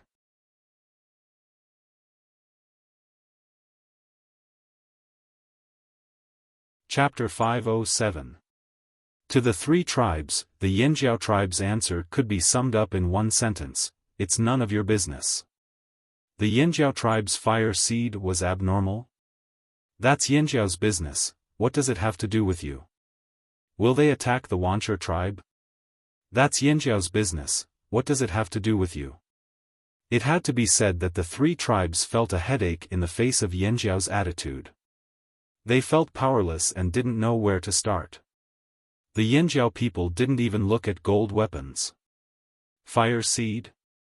They all kept their mouths shut. Conflict with the Wuxia tribe? The Yinjiao tribe had no intention of asking for help. Huang Yi and the other two could only inform their respective tribes of this troublesome news. Then they carefully considered whether they could find a better way to pry open the Yinjiao people's mouths. While these people were thinking about how to pry open the stubborn Yinjiao people's mouths, the Yinjiao tribe was also having a discussion. Now everyone has adapted well, said Ao. After the fusion of the fire seed, it was indeed more powerful. Everyone was much more excited. The previous restlessness had obviously faded a lot. And the warriors looked forward to showing off their skills. When Zheng Luo and the others returned to the old haunt, they saw the Wuxia people. They knew that if they had come half a day later, the result might have been different. The tribe's fire seed might not have been destroyed, but many people would have been sacrificed. They couldn't ignore this matter just because they didn't fight. Moreover, the Wuxia people had destroyed the old haunt in Yinjiao. Many warriors still remembered how excited they were when they first arrived. But when they saw the mess on the ground, the remains of the stone pillars that had obviously been destroyed not long ago, and the fire pit had been dug into a messy pit. What kind of place was the fire pit? It was the most sacred place for the entire tribe.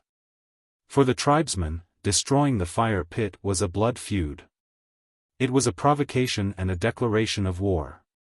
If the chief hadn't stopped them, they would have already rushed out to fight. After so long, they still remembered this grudge. But back then, Yinjiao hadn't stabilized and they didn't know much about this new world. So the chief stopped them from acting rashly.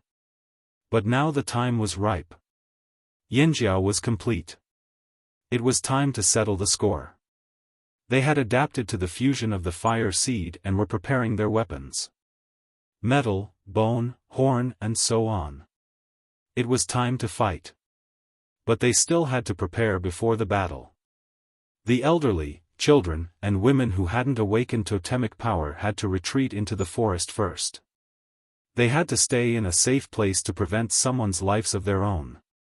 He also had to send someone to keep an eye on the Wanderer area to prevent spies from appearing among the Wanderers. He also had to keep an eye out to prevent rumors from spreading.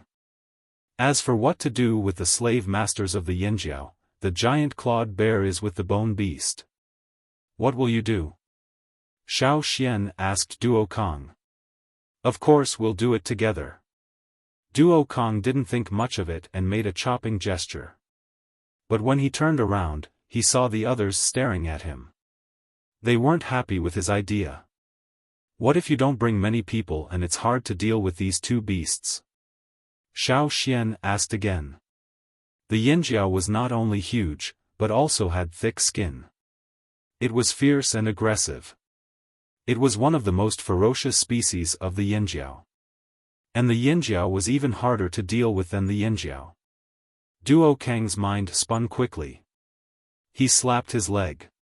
No. We should lure the Yinjiao away and focus on the Yinjiao. Then we'll find a chance to track the Yinjiao and set up a trap. Then we'll ambush it. When Xiao Xian first arrived at the tribe on the other side of the sea, he had used a trap to catch a bone beast. Many people's jaws dropped. Duo Kong remembered it vividly. When he saw Xiao Xian and the rest dragging a bone beast, he was equally shocked. He asked Duo Li about the details of the incident and still remembered it. Although Xiao Xian's metaphor was different from the current situation, it was enough to let Duo Kong know their plans. When Xiao Xian and Zheng Luo returned to the old haunt, they met the Wancher people and slave masters outside the fearsome beast forest. They knew then that the Wancher people and slave masters were not harmonious. There were conflicts everywhere. The Yanjiao tribe was not afraid of the Wancher and slave masters who escaped the desert. But if they could reduce their casualties, why not? Why fight head-on? They didn't want to work with other tribes, but that didn't mean they were reckless. And so, on a cloudy afternoon, when the sun was blocked by a large cloud, a blood-stained spear flew out of the fearsome beast forest. Like a bright flash of lightning, it flew high into the sky, leaving a crimson trail in the air as it flew towards the Wancher tribe. Bang! The spear stabbed into the ground not far from the Wancher tribe's outer wall. A third of the spear was embedded in the ground. All of a sudden, the guards outside the Wancher tribe were startled. A few days ago, there had been strange movements in the ferocious beast's mountain forest, which made the people of the Wancher tribe panic. However, the chief didn't allow them to talk about it in private. If they met someone, they would beat him directly. Therefore, even if they were curious about what had happened in the ferocious beast's mountain forest, they could only keep it in their hearts. But this kind of thing couldn't be suppressed for too long. Instead, it had the opposite effect.